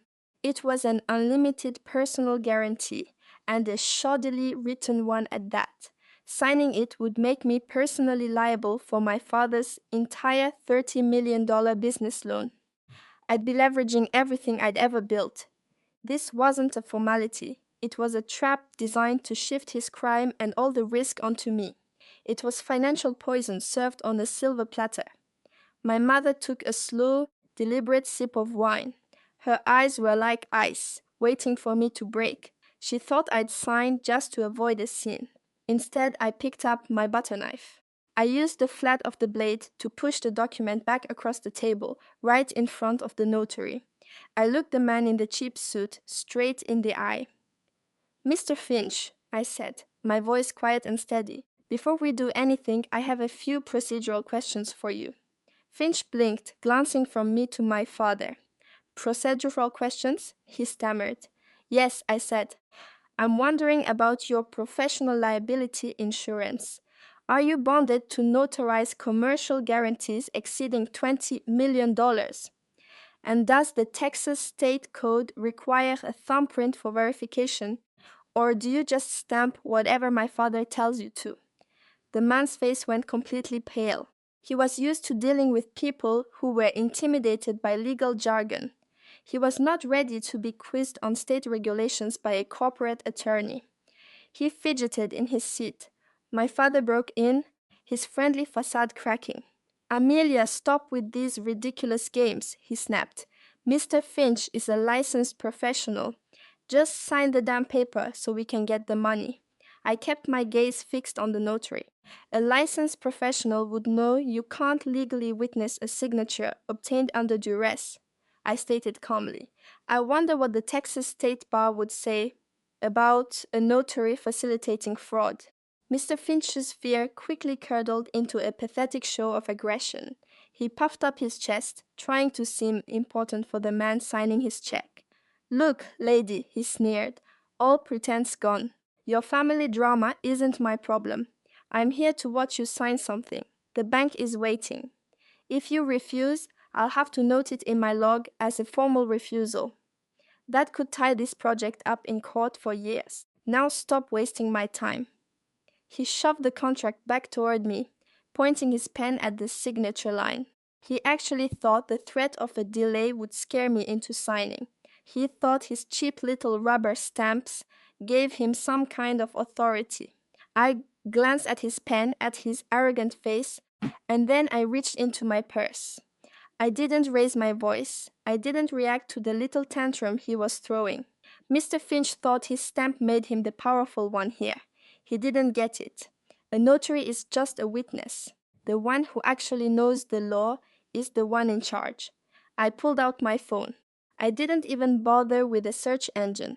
I went straight to the Texas State Licensing Database. All professional records are public, if you know where to find them. I typed his full name into the search field. The system pulled up his file in under a second. I didn't have to scroll far to see the disciplinary flags all over his history. I turned the screen toward him and slid my phone across the table, right next to his pen. "You mentioned your journal," I said. "Go ahead and log this meeting. But you might want to review your current professional standing first. Your notary commission is currently on probation for multiple failures to properly verify identities.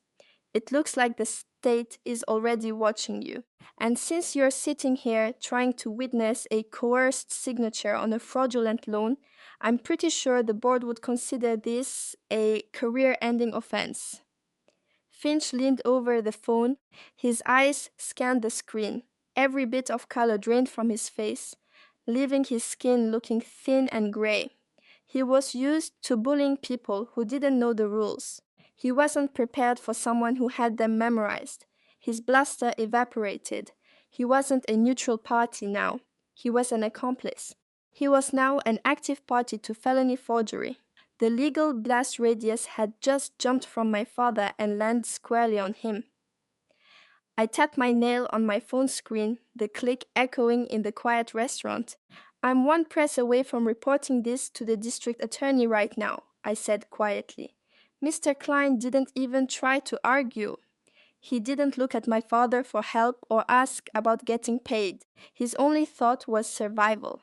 He snatched his notary stamp from the table and jammed it into his briefcase. He grabbed his pen and shot up so fast his knees hit the table, making the wine glasses rattle. Without a word, he just turned and basically bolted for the restaurant exit. He nearly took out a waitress carrying a tray of drinks but didn't even break his stride. He just pushed through the big glass doors and vanished. The forged power of attorney was left lying there, useless, next to the salt shaker. His sudden exit left a huge, silent vacuum at our table. I picked up my phone and put it back in my purse. I looked at my parents. My father was paralyzed. His mouth was hanging open in pure, stunned disbelief.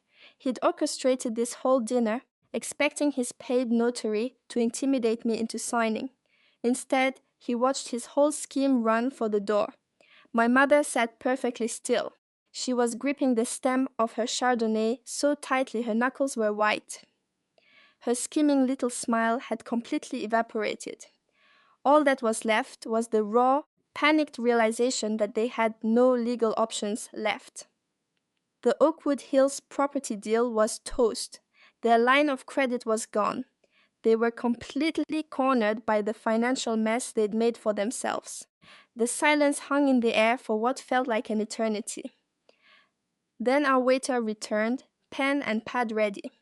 He glanced at the empty chair where their legal muscle had been sitting just a moment ago. He cleared his throat, trying to cut through the heavy tension. "Are we ready for some appetizers?" he asked, his smile polite and professional. "Or should we wait for another financial partner to show up?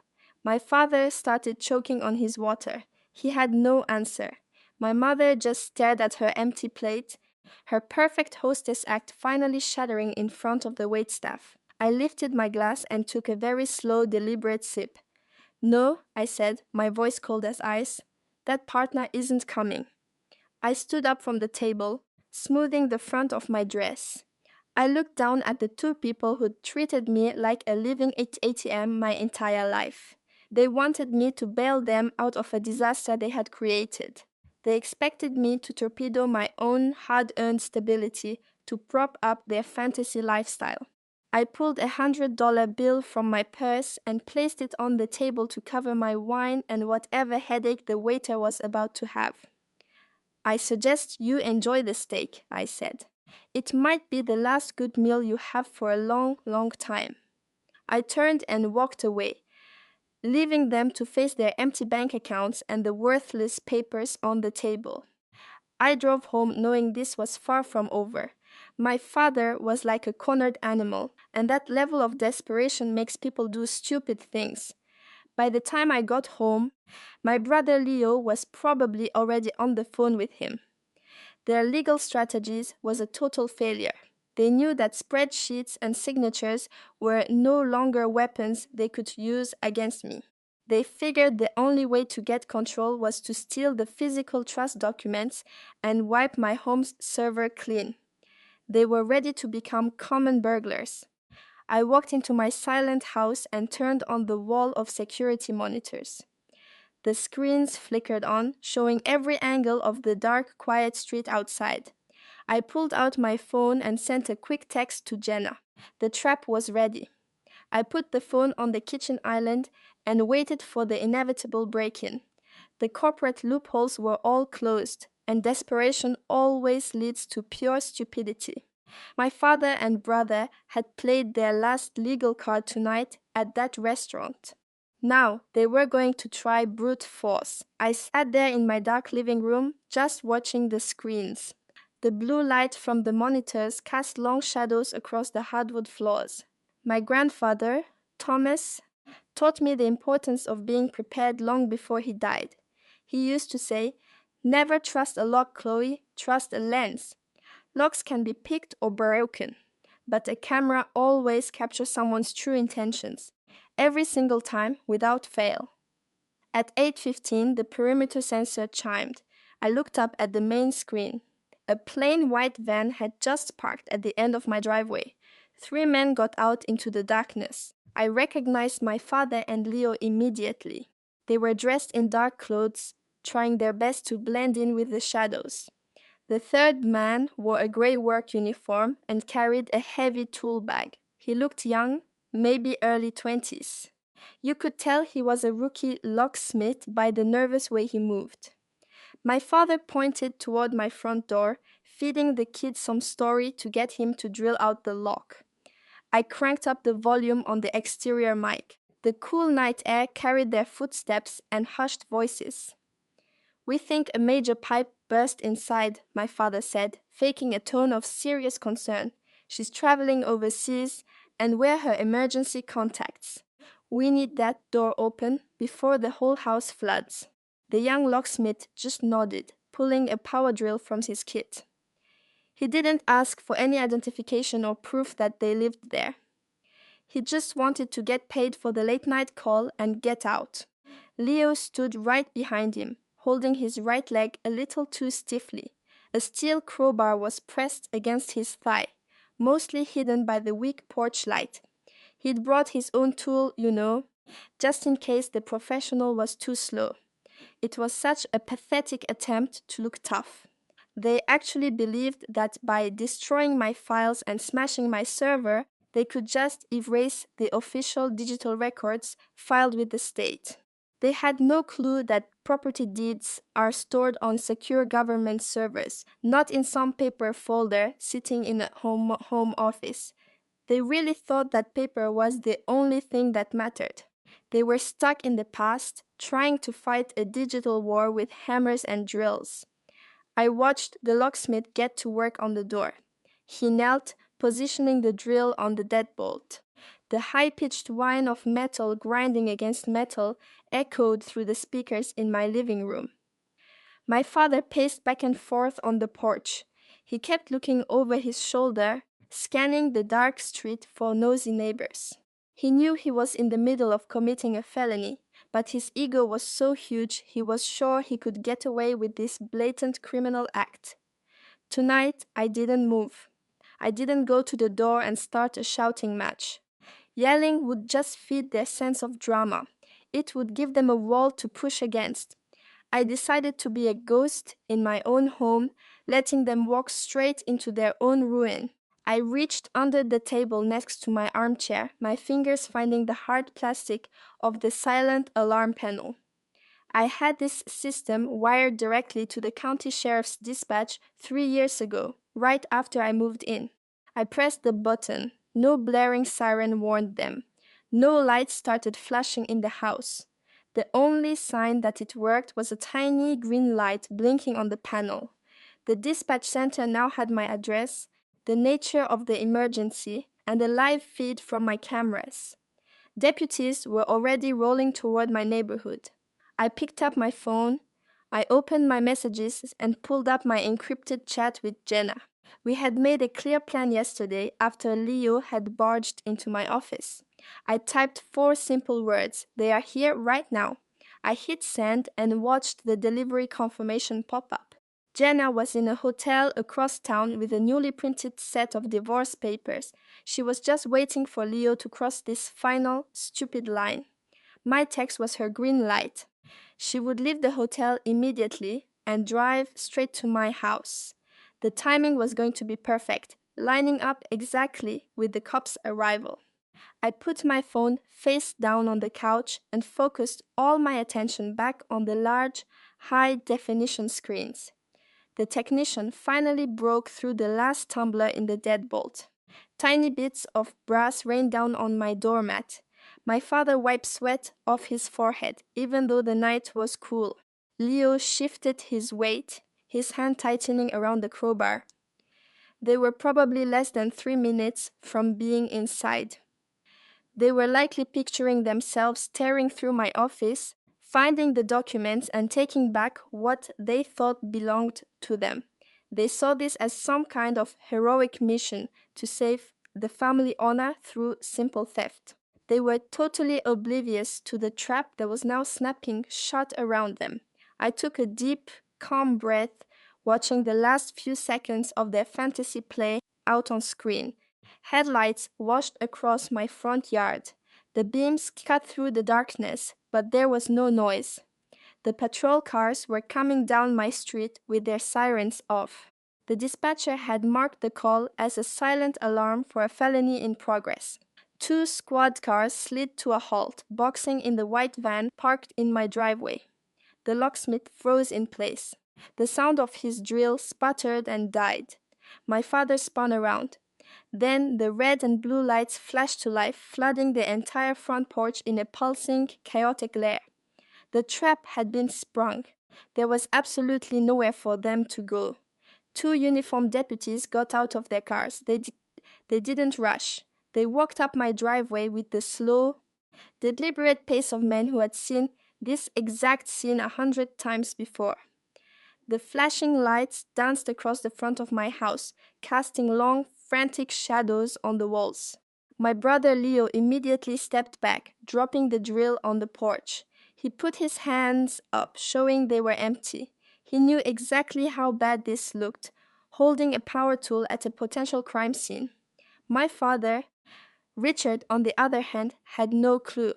He only understood his own privilege.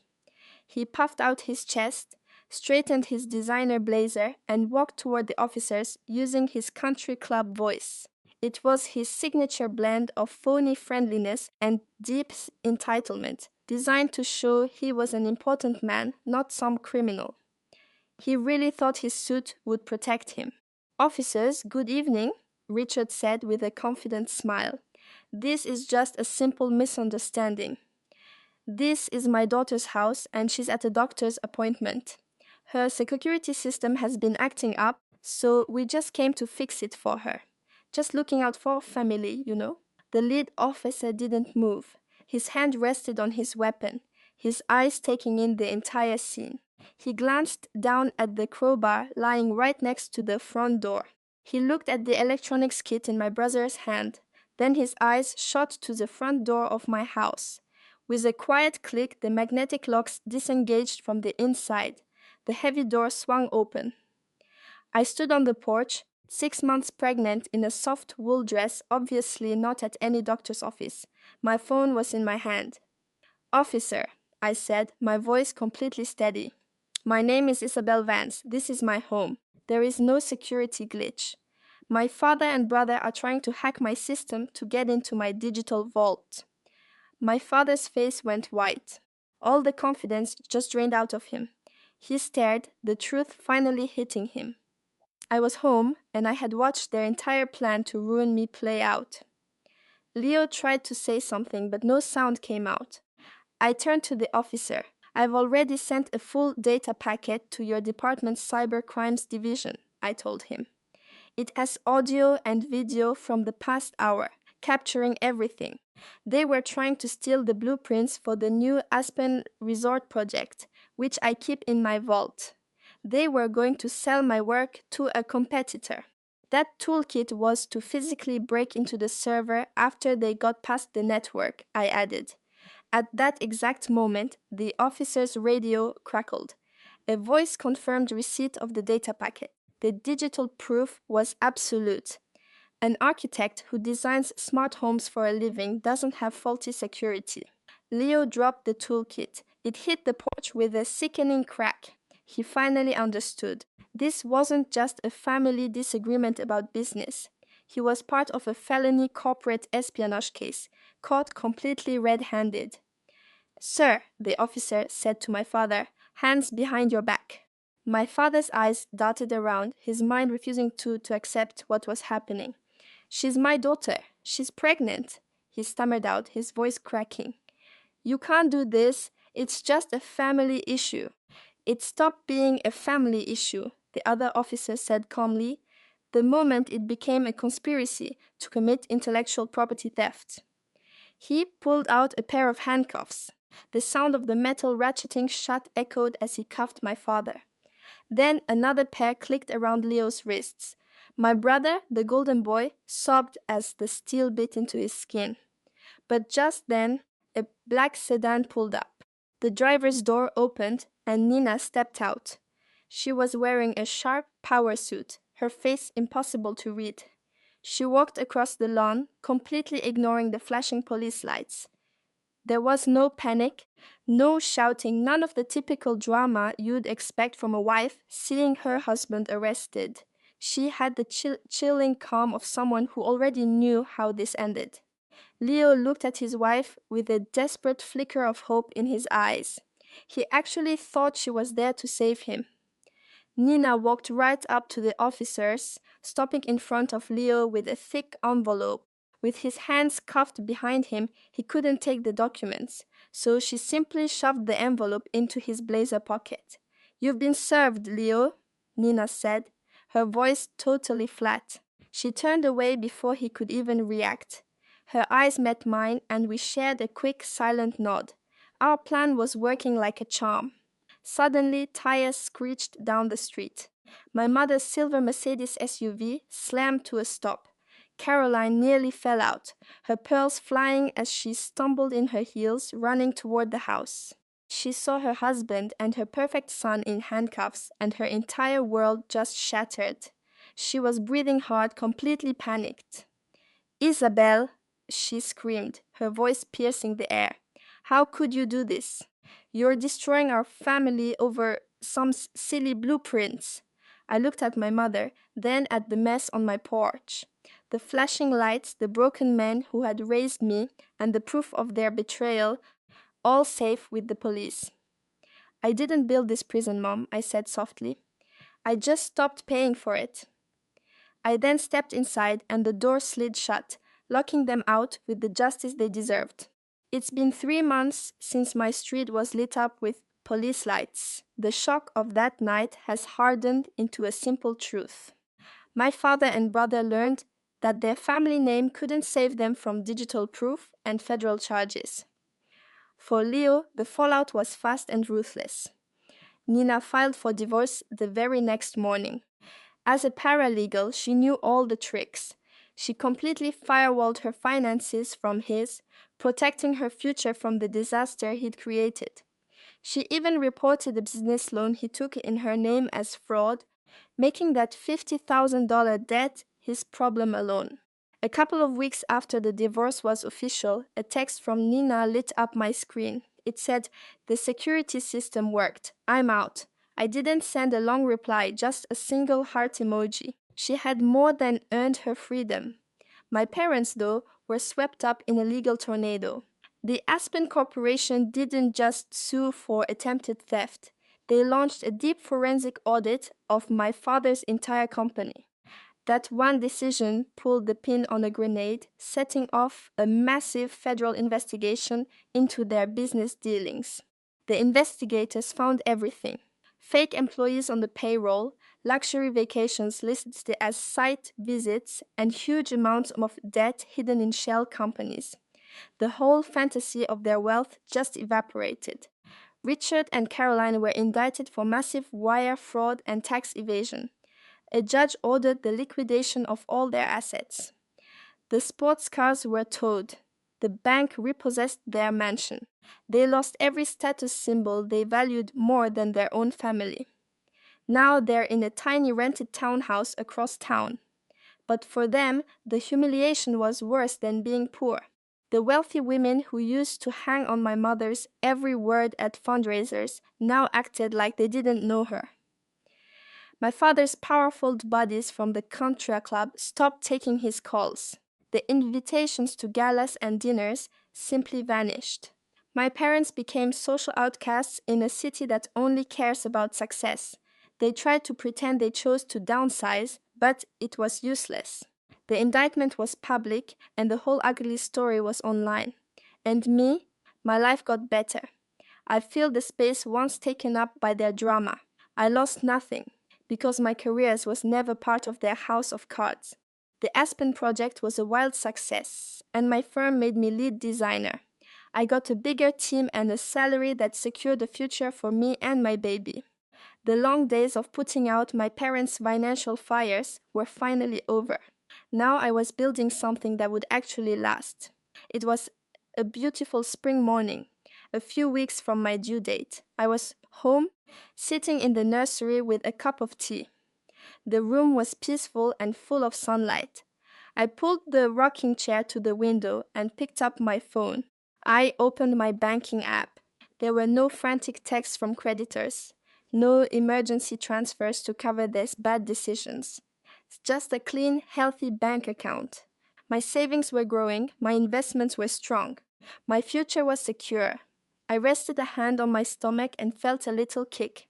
I thought about my father at a party, bragging to his friends about his business empire. He always felt sorry for me, for not wanting in on it, for wanting to build my own legacy. He never got that true strength isn't about a family name. It's about building a foundation for the next generation. The peace I feel now is real. This isn't the fake tense quiet of a family dinner where everyone's just waiting for the next fight about money to start. No, this is a silence I built for myself. A peace I bought with legal fees and solid contracts they could never touch. Now I want to ask you, what would you do? What would you do if your family called you selfish in public, but was secretly bleeding you dry financially? Would you give them a warning first, or just let the consequences show up at their door? Let me know what you think in the comments, and if you get it, please like and subscribe for more.